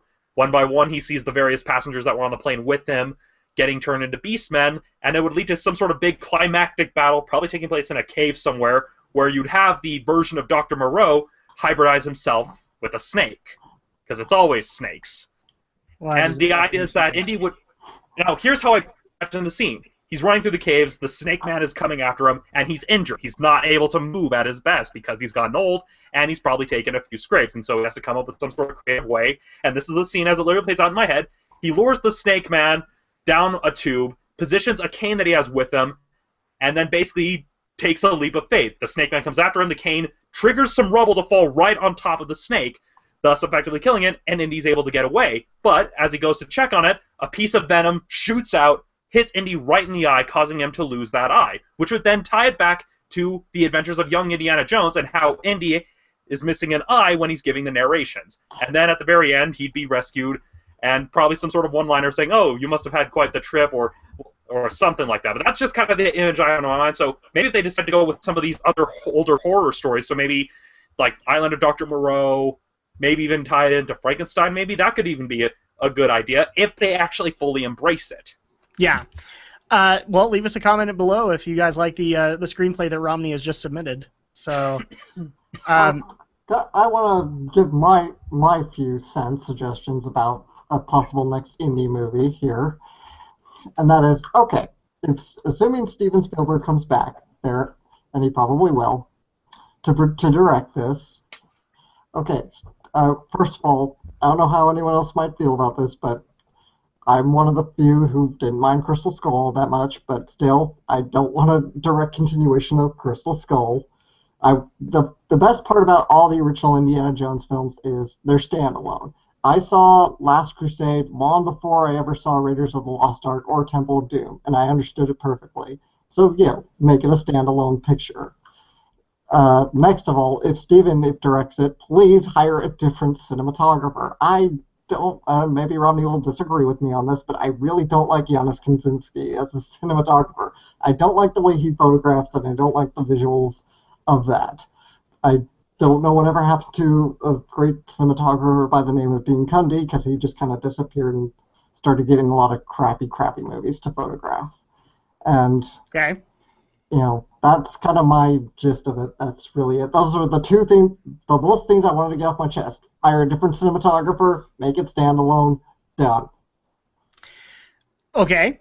Well, leave us a comment in the thread below on whether or not you liked Alex's or Romney's ideas for At the least next. Romney Indiana has a Jones. full pitch. I just have a few demands. I know that.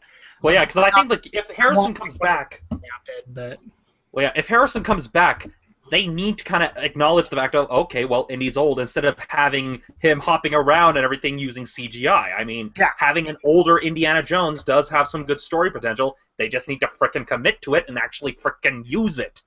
exactly. So I think we pretty much hit the nail on the head on this story. We need to move on, but because we're going to be running over tonight because of the whole Google problem. So the next story here is kind of one that I thought would happen at some point, but a lot of people were wondering if it was going to happen in Japan. So Nintendo has possibly worked out a deal with Universal to put in attractions to their theme parks. Now, I made kind of an offhand joke on our show notes, basically saying, so Universal's going to get a Mario coaster, which is basically what this kind of sounds. That Nintendo wants to basically have a upcoming attraction in Universal-themed parks, which sounds to me like a ride of some kind. But first of all, they aren't clear on whether or not this is actually going to be reserved park space, like an actual section. At that point, I don't know where you'd put it, or if it's just going to be like one or two rides. So at that point, I guess my first question is, do we want a full section of the park, or do we just want one or two rides, or we don't want this period? Hell yeah, give it a full section of the park. Harry Potter gets its own section. Why not Nintendo? They may want to test the waters a little bit, though, because, well, it's a bit tricky. I mean, I know, for example, they used to have Back to the Future, the ride, a while back, but then it became the Simpsons ride. So maybe what Nintendo might do is that they may take the spot that the Simpsons ride is currently at and use that to test the waters. Maybe have it be like some sort of R-Wing sort of ride, where you're flying around in some specially designed R-Wing and you have to help Fox defeat Starwolf or something. That would probably be the safest way they could do it. That would actually give me a little redemption of Universal, because I still haven't forgiven them for taking out Back to the Future the ride, because that was an awesome ride. I have it on DVD if we ever need to simulate the experience. You didn't experience it, though. No, I didn't. It's for move for move, the exact same script as Back to the Future the ride. To me, that was poor as far as planning. I mean, if you're going to just do this, do it like a Simpsons ride. And there were just so many ways that, because I went to Universal a couple of years ago, where they basically said and didn't say, yes, this is Back to the Future the ride. We basically repurposed this for the Simpsons. Please don't shoot us. Yeah, I especially find it sad that Dr. Frink tried to save it and then ended up ruining it for Doc Brown. Yep, indeed. Yeah, so that's my theory, is that that's probably what Nintendo will do to start, because retrofitting a theme park to have a huge section like that, it's a bit of a gamble. I mean, it's worked out for Harry Potter, and I know there's actually one in the works. I don't know if it's with Universal or with another theme park where they want to do it for the Hunger Games. So yes, I've heard Universal, and I've also heard not Six Flags. What's the other one? Busch Gardens, I think, and Disney. The Hunger Games really is a theme park attraction? Maybe as a stunt show, I can buy that, but as a theme park attraction? No, I don't even want that. Fun-filled family time. Because if it was Universal, do you know what they would take out to do a Hunger Games one? I already can tell you what they take out, and I would be pissed off for it. And it would be the frickin' Indiana Jones one, and I don't want that removed. Well, I thought the Indiana Jones one was... Oh, yeah, guys, we're talking about Disney, because Indiana Jones, they have it at the Disney ones. I'm not sure if they have it at the Universal parks. I might be thinking of the Disney Disney Indiana World. Studios. But it's one of those things where it would be imitating the Indiana Jones to make a Hunger Games stage show. And Hunger Games is just depressing to me. It is. I don't know why they keep trying to market it as the follow-up to Twilight, because it isn't. It doesn't have that demographic appeal. That's why I just gave up on it. So, dude, when you have to walk out of the movie and instantly need a Prozac dose, and you're not even on Prozac, that's a problem. And this is a popular book series. Yeah, and so I'm guessing that Nintendo may do something like that where they'll either retrofit the Simpsons ride or some other ride, because I don't quite see them doing this as one of the Islands of Adventure just yet. No. They're probably going to want to test the waters a little bit and see, okay, well, which games can we attract? So Star Fox, that pretty much writes itself, that pretty much creates itself. The guarantees are obviously the two staples. You're going to have something Mario-based. You're probably going to have something Zelda-based. Yeah, so Mario Kart, that pretty much, like Mario Kart or F-Zero, probably more Mario Kart, because Nintendo seems to hate F-Zero. See, so Mario Kart, I would actually say the Mario thing would be Mario Kart. Yeah. Mario Kart, yeah. Unless they could find a way to incorporate Mario Party into it. That would actually be kind of cool, but Mario Kart's the easiest. Star Fox, you could get a nice, theater sort of ride, like Back to the Future the ride, or even something like Captain EO. And yeah. so... I'd probably fly a Star Fox Arwing simulator. That would be pretty fun, I think. Yeah, but or it I'm would just... trying to think of some other things that would actually work. Pokemon. Pokemon would... I don't know if Luigi's Mansion Haunted House. That one they would probably be able to do pretty easily. Yeah, but other properties like Metroid, like Earthbound, I don't know if... Earthbound they wouldn't do anything with. Not Earthbound. Maybe in Japan, but not here. Yeah. Like Metroid, maybe they might be able to do something with it, but again, it would probably be similar to just sort of like Back to the Future the ride. That is the best example where maybe... And that would probably be easier because then it could explain, oh, why does this ship that's supposed to be flying really fast have space for multiple seats? So, okay, Samus' starship, and maybe a first-person thingy kind of mimicking Prime. So, Metroid, you could probably think of something. Luigi's Mansion, a typical haunted house attraction, pretty easy. Yeah. Mario Kart creates itself, basically. So, I'm trying to think of other Nintendo properties, but... See, that's the problem. I can't think of any, aside from those. Well, yeah, like Zelda, I'm not really sure how you could do a Zelda one, except for maybe a themed restaurant, a themed attraction that doesn't have any rides or anything. Because you can't do a Zelda coaster. Like Mario, you could probably do a roller coaster based around Mario Kart or something like that, but Zelda is a harder sell. Zelda, you probably would have a crossbow range that just happens to be next to maybe something that's modeled to look after the look like the Romani Milk Bar, maybe, but that's about it. I hope not. I don't that would be Link's crossbow training all over again to me. Well, at least it would make sense because Link's crossbow training was more or less the theme park shooting gallery. So yeah. I mean, they probably wouldn't want to necessarily have kids shooting Gorons in the dick, but. Alex, so what do you think? What do you think they could actually pull off in a Nintendo part of Universal? Well, like Romney said, a Zelda-themed restaurant, just something Hyrulean. Paint Triforces all over the place. Triforce tables. Drink some sort of drink that comes out. It would probably be milk because that's the main. Yeah, they'll make a pina colada drink or whatever and call it Lon Lon milk. Or they probably would have various fruit juices be the various potions. So you'd have the one for health, the one for magic, the one for stamina. Yeah. And the employees can all say, it's dangerous to go alone, take this. I want them to say it just because I want to have that one Janine Garofalo one say, it's dangerous to go alone, take this. Anyway, I'm totally working for my paycheck. Yeah, other things, just look at the shelf. Mario roller coaster, paint Mario on the carts, put mushrooms around the coaster track. I totally would do an Arwing flight simulator if I could fly around and shoot stuff in simulation. That would be badass.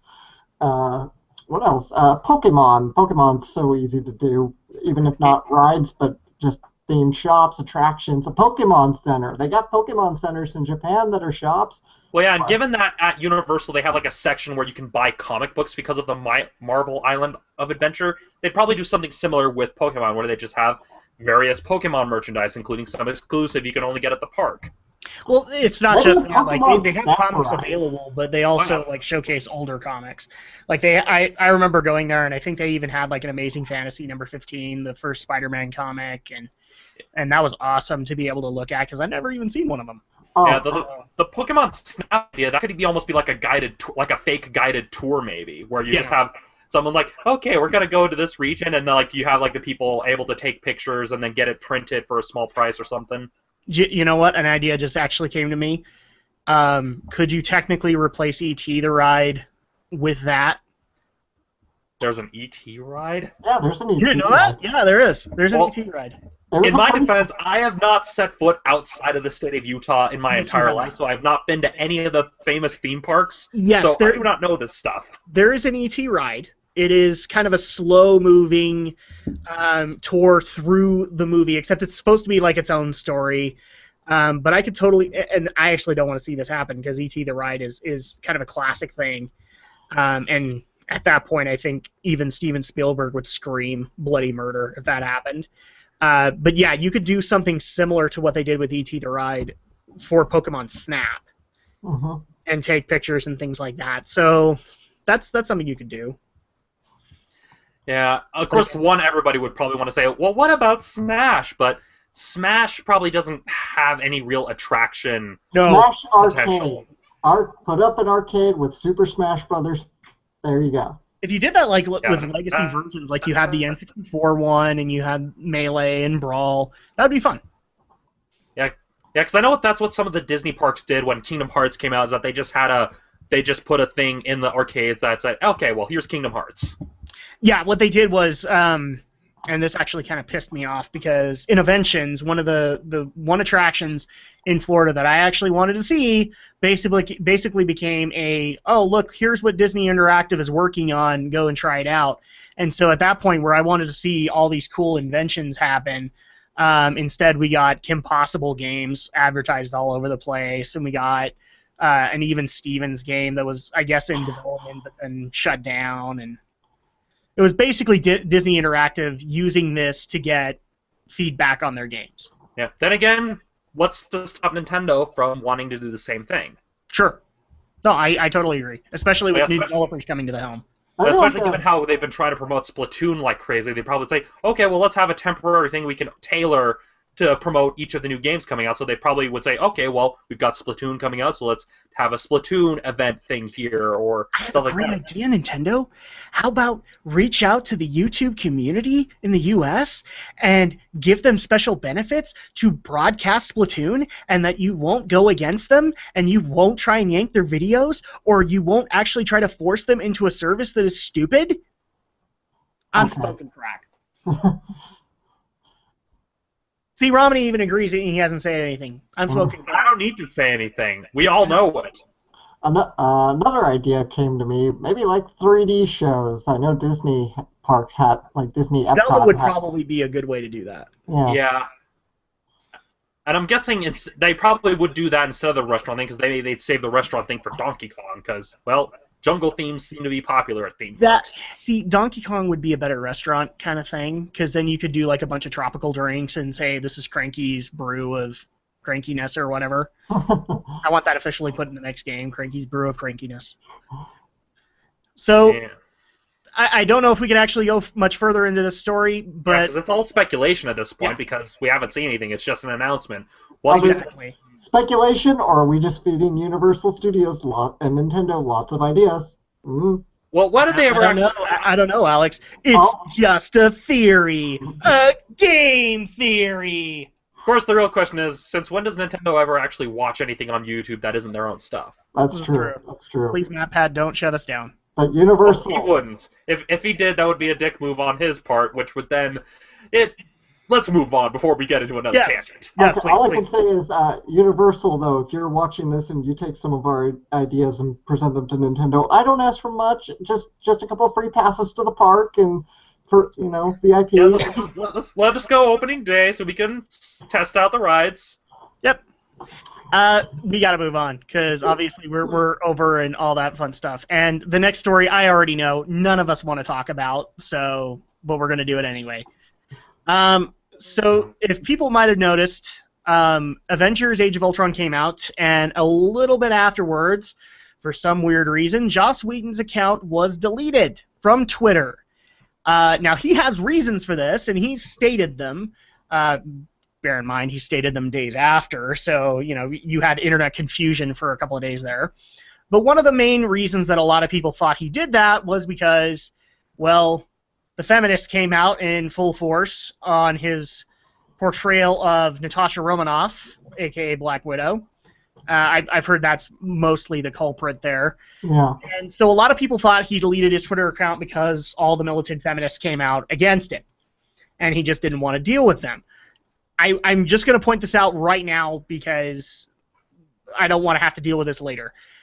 So the reason Joss deleted his Twitter account is actually kind of a viable one, is it's one of the main reasons why he's not working on the next Avengers film. He wants to go back to writing, and the way that he kind of sees that is that he needs to get back to his quiet place. He needs to get back to his inspiration. And one of the things that interfered with that was his Twitter. So that's why he got rid of it. And I agree with that completely. Do I think it's legitimately the thing that you have to do? And welcome back, Aldo. Thankfully, the gods have not hated us completely. So hopefully you've been catching up, because I'm not going back. We're not doing a lightning round just yet. So that's Joss's reasoning for it, and I agree with that wholeheartedly. That's one of the things you have to do. Do I go as far as deleting the Twitter account? No, probably I just go inactive. But that's where he went. And a lot of people took that as, oh, the feminazis came out and just destroyed Joss Whedon, and that's why especially with Twitter, and that's why he's going to leave Facebook, and blah, blah, blah, blah, blah, blah, blah. By the way, flame shields up. Exactly. And here's where it gets a little more interesting, in the fact that one of the people who actually came out to console and comfort him was Anita Sarkeesian. Dun, dun, dun! Which is a controversial topic for this show, because every time we bring her up, I get 10 messages just saying, oh, why are you even agreeing with her? Well, you're going to hate me now because I agree with her on this. Coming out and comforting and all that. I actually kind of agree with Joss's commentary on this, which is basically... Okay, I'm going to quote this verbatim. I saw a lot of people say, well, the social justice warriors destroyed one of their own. It's like, nope, that didn't happen. I saw someone tweet, it's because Feminist Frequency pissed on Avengers 2, which technically Anita, I think, did. Which, for all I know, they may have, but literally the second person to write me to ask if I was okay when I dropped out was Feminist Frequency founder Anita Sarkeesian. So, and then he goes on later to say, this is why I left Twitter. Take a chill pill. It's not because people are giving me critique on Age of Ultron. I don't care. I just want to get back to my roots. But at the same time, we still have so many people thinking, no, this was just a PR response, that he was being forced by Disney to get out of there because the feminazis, and wow, I've read so many theories on this. It's just Yeah. God, seriously, sometimes you could take a guy on his word. And Joss is a writer. This makes sense. If he were just to relocate himself to a random cabin in the woods, it would not surprise me. Yeah, it's just something that's bothered me, and a lot of people are gonna probably flame me for this, but with the direction that modern feminism has kind of taken, and it's even a complaint people have leveled against Anita Sarkeesian, it's that they don't actually, they basically look for stuff. They look for validation for their own opinions instead of actually evaluating something. Because a lot of the criticisms they've been leveling against Avengers 2 Age of Ultron, I just don't see it. I mean, a lot of people think, oh, Natasha thinks she's a spoilers, heads up, spoilers. It's like, oh, Natasha thinks she's a monster because she can't have children. It's like, no, that's not part of it. No. And a lot of people tend to forget the fact that, oh, she thinks she can't have children. No, it's because she doesn't have the choice, which is a big freaking deal. It's not like she actively chose to have herself sterilized.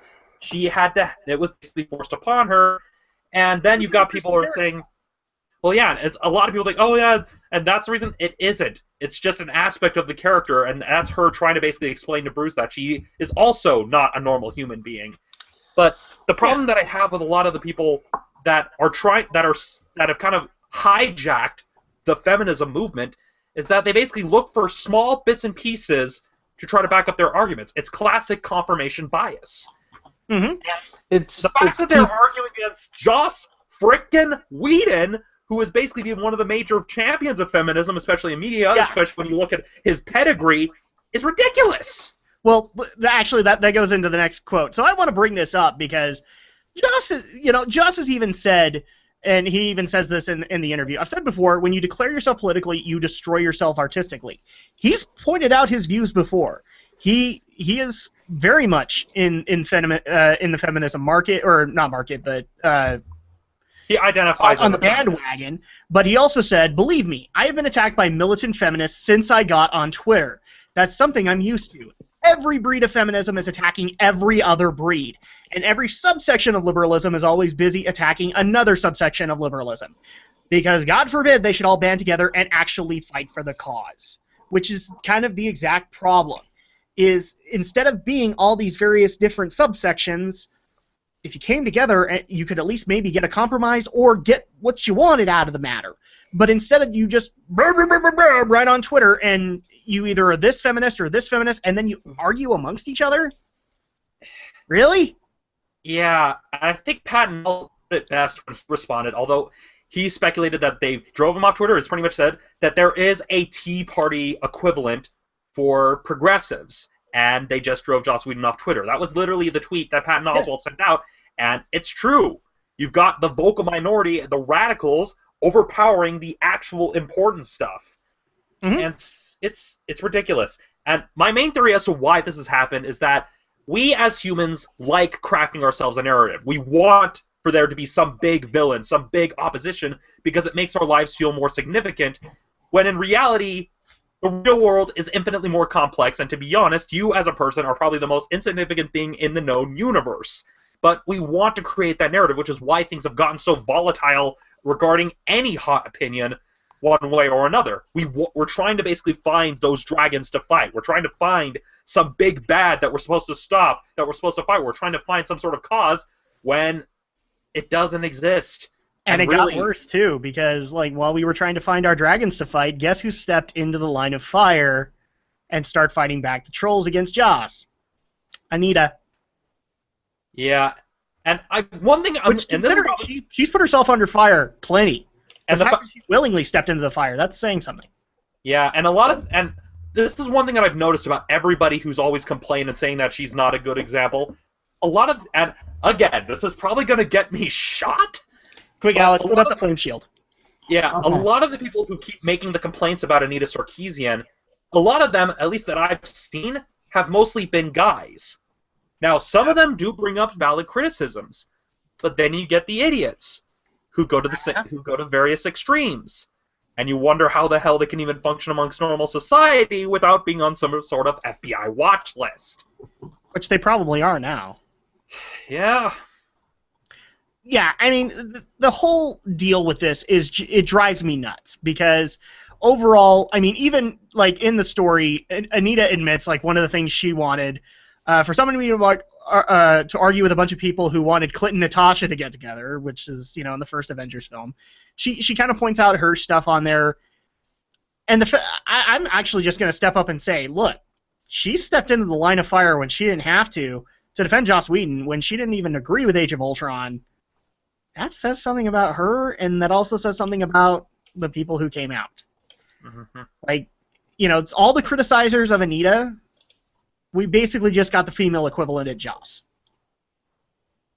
Of her stuff at Joss Whedon. So, as far as I'm concerned on this whole story, guys, nobody's perfect. And even I knew as soon as Age of Ultron was going to happen, when the first Avengers movie was going to come out, this was not going to be a Marvel interpretation. This was going to be Joss Whedon's interpretation of the Avengers. And it worked out or it didn't work out. You like it, you didn't like it. It's pointless to argue with a narrative that is not uniquely yours. You know what?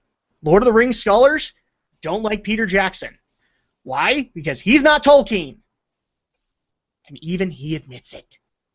Yeah, and I mean, there was even details of there were changes that he either had to make or there were some changes he wanted to make that people fought back. Like he didn't initially want the undead army in Return of the King because he thought it was ridiculous. But Yeah. and so it's just kind of a case of with any adaptation of anything, it's always going to be somebody else's interpretation. Not everybody can be Katsuhiro Otomo and get to adapt their own stuff. It's going to go through somebody else's filter. And even with Katsuhiro Otomo, it went through a different filter than from when he was doing the manga, because the manga hadn't even ended yet when he was asked to direct the movie. So even when it's being done by the same guy, it's going to go through changes. And really, this is why I hate fandoms in general, because of stupid crap like this. Literally, like, some of these people might have even been on the bandwagon a month before. And now they hate him because of one little infraction. There's a reason that I go off of a 3 strikes and you're out kind of thing. Mm-hmm. And to the people who want to scream at me, no you don't with Michael Bay! 3 Transformers movies, guys. 3 strikes and you're out. Just saying. Yeah. Aldo, you've been fairly quiet on this. Is it just because you don't want the flames, or you it's because I couldn't get a word in edgewise. Sorry about that. Your opinion on that, Aldo? I know the rage. I mean, I raged out on Star Wars. Yeah. No, I mean, you guys have pretty much hit the nail on the head here. It's just stupid people saying stupid things.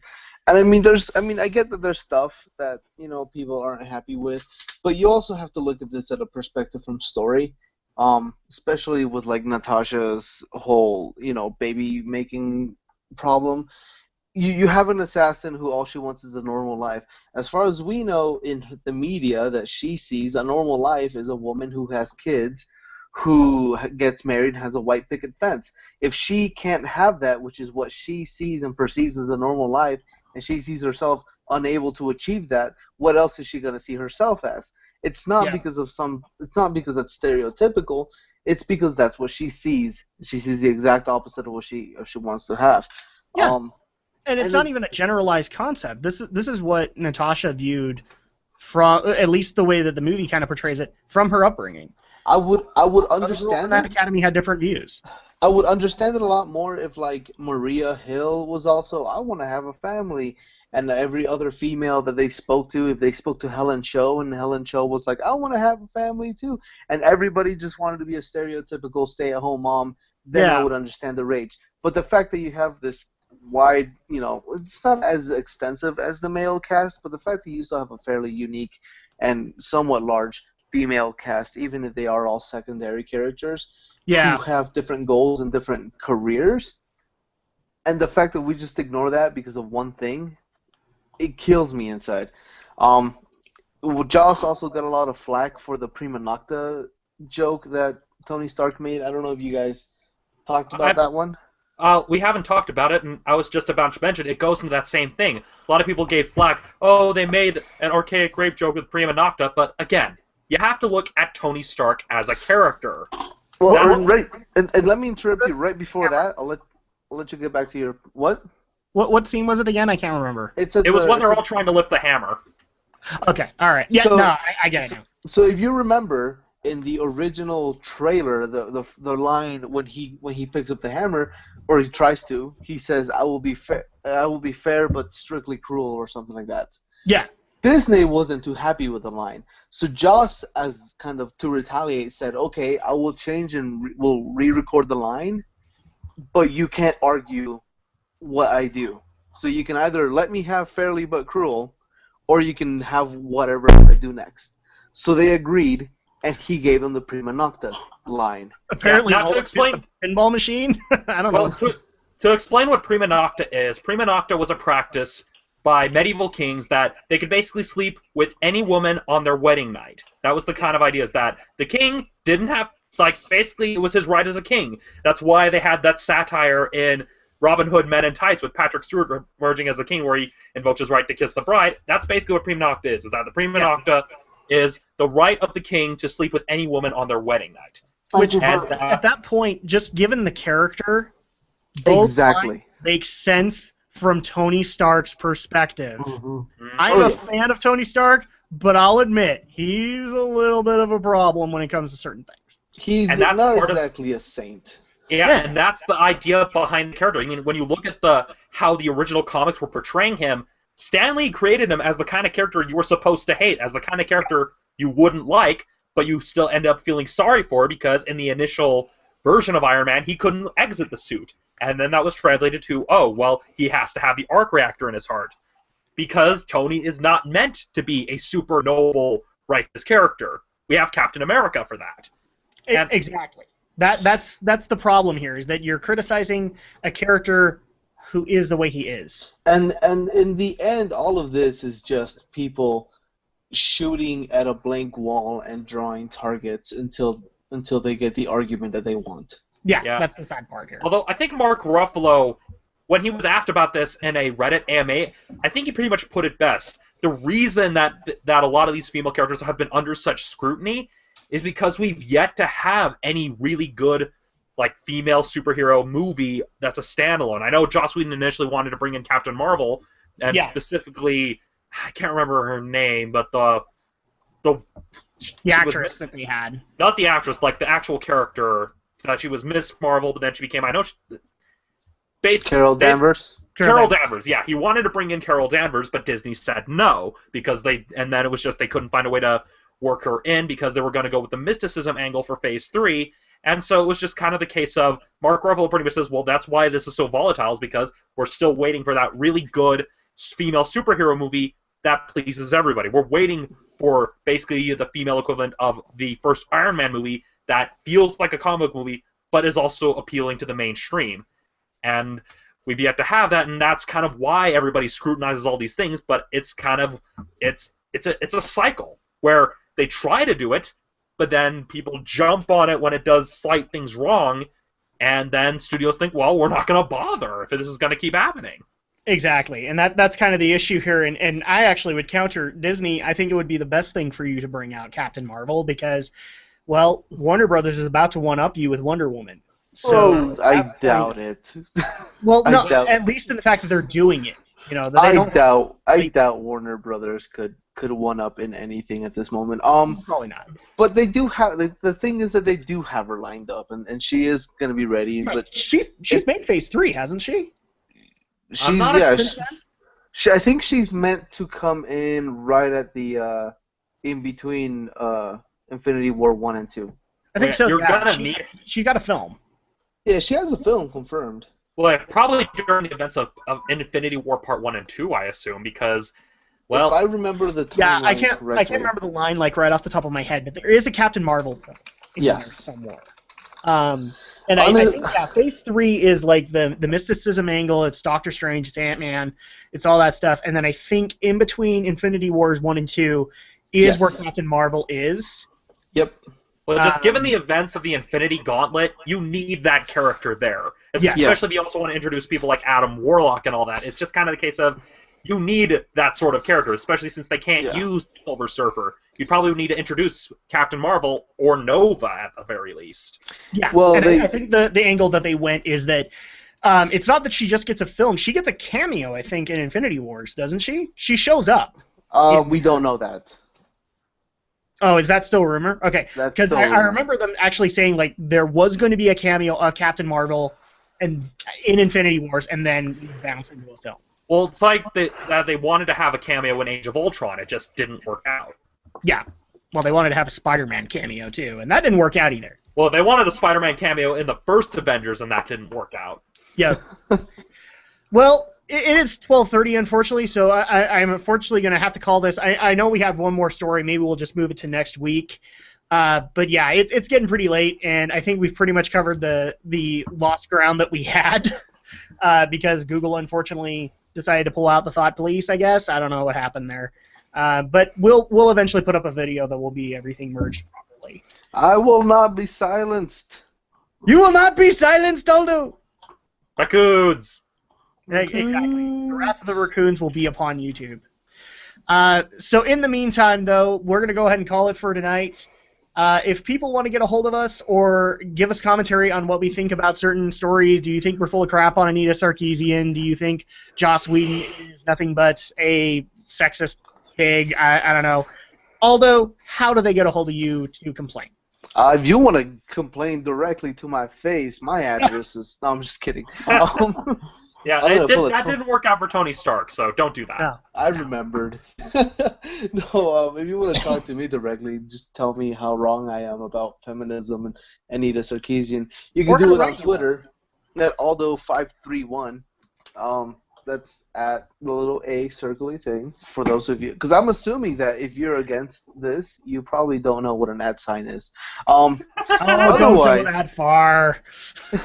Shots fired! Otherwise, you can also find me on YouTube at youtube.com/reviews versus the world. Obviously, Geek News Reviews and Opinions, and Board Offline. All right. And Alex, how do people get a hold of you? Well, if you want to complain to my face, you can find me at 666 Elm Street. There may or may not be the guy with the giant nails. No, okay, if you want to find me, you want to talk to me, you can, of course, find me on YouTube. My nickname here is ShadowBlazer3000. I like to make anime-related videos, like to make reviews, commentaries, other stuff I like to do on my channel when I can. It's kind of hard to do it all. But you can also find me at Twitter. My handle is AlexJShort. You can find me on Facebook, again, just like for Alex Short. And tell me who you are, tell me how you found me, and just tell me about you, and I'm happy to talk to you. Stephen Romney of Studio Ghost and Studio Phantasma. How do people get a hold of you? You can always find me on youtube.com/studiophantasma. That's Phantasma with an F. You can also find me on Facebook at facebook.com/Romney'sReviews. No apostrophe. You can also find me on MoviePilot at moviepilot.com/ROMNE. And you can also find me on Twitter at Romney Reviews. And you can also find me on SpringMe at spring.me/AskRomney. All right. And then if people want to get a hold of me directly, which they probably will, you can do so at Drac2326 on my YouTube channel. That is where Geek News is hosted. That's where the playlist is. Also, Gaming with the Geeks. Please let us know what you guys think of those. We have plenty of ideas for that. My Twitter handle is also Drac2326, and you can leave your opinions there. I'm not necessarily saying I'll agree with your opinions, but who knows? Maybe I'll rethink things because of that. You know, Anita already made me rethink my views on women in gaming, at least to some extent. To debate her. And if you want to get a hold of the show directly, there are 3 ways you can do that. One is geekyweek@gmail.com. You can submit your own stories. You can submit your feedback on the stories, and we'll cover it.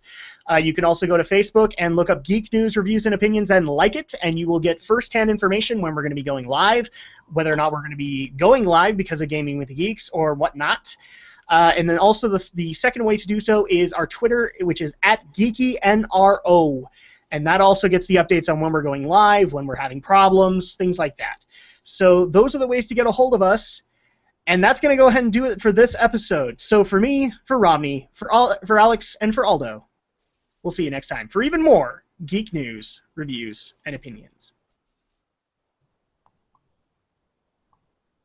Google, you suck.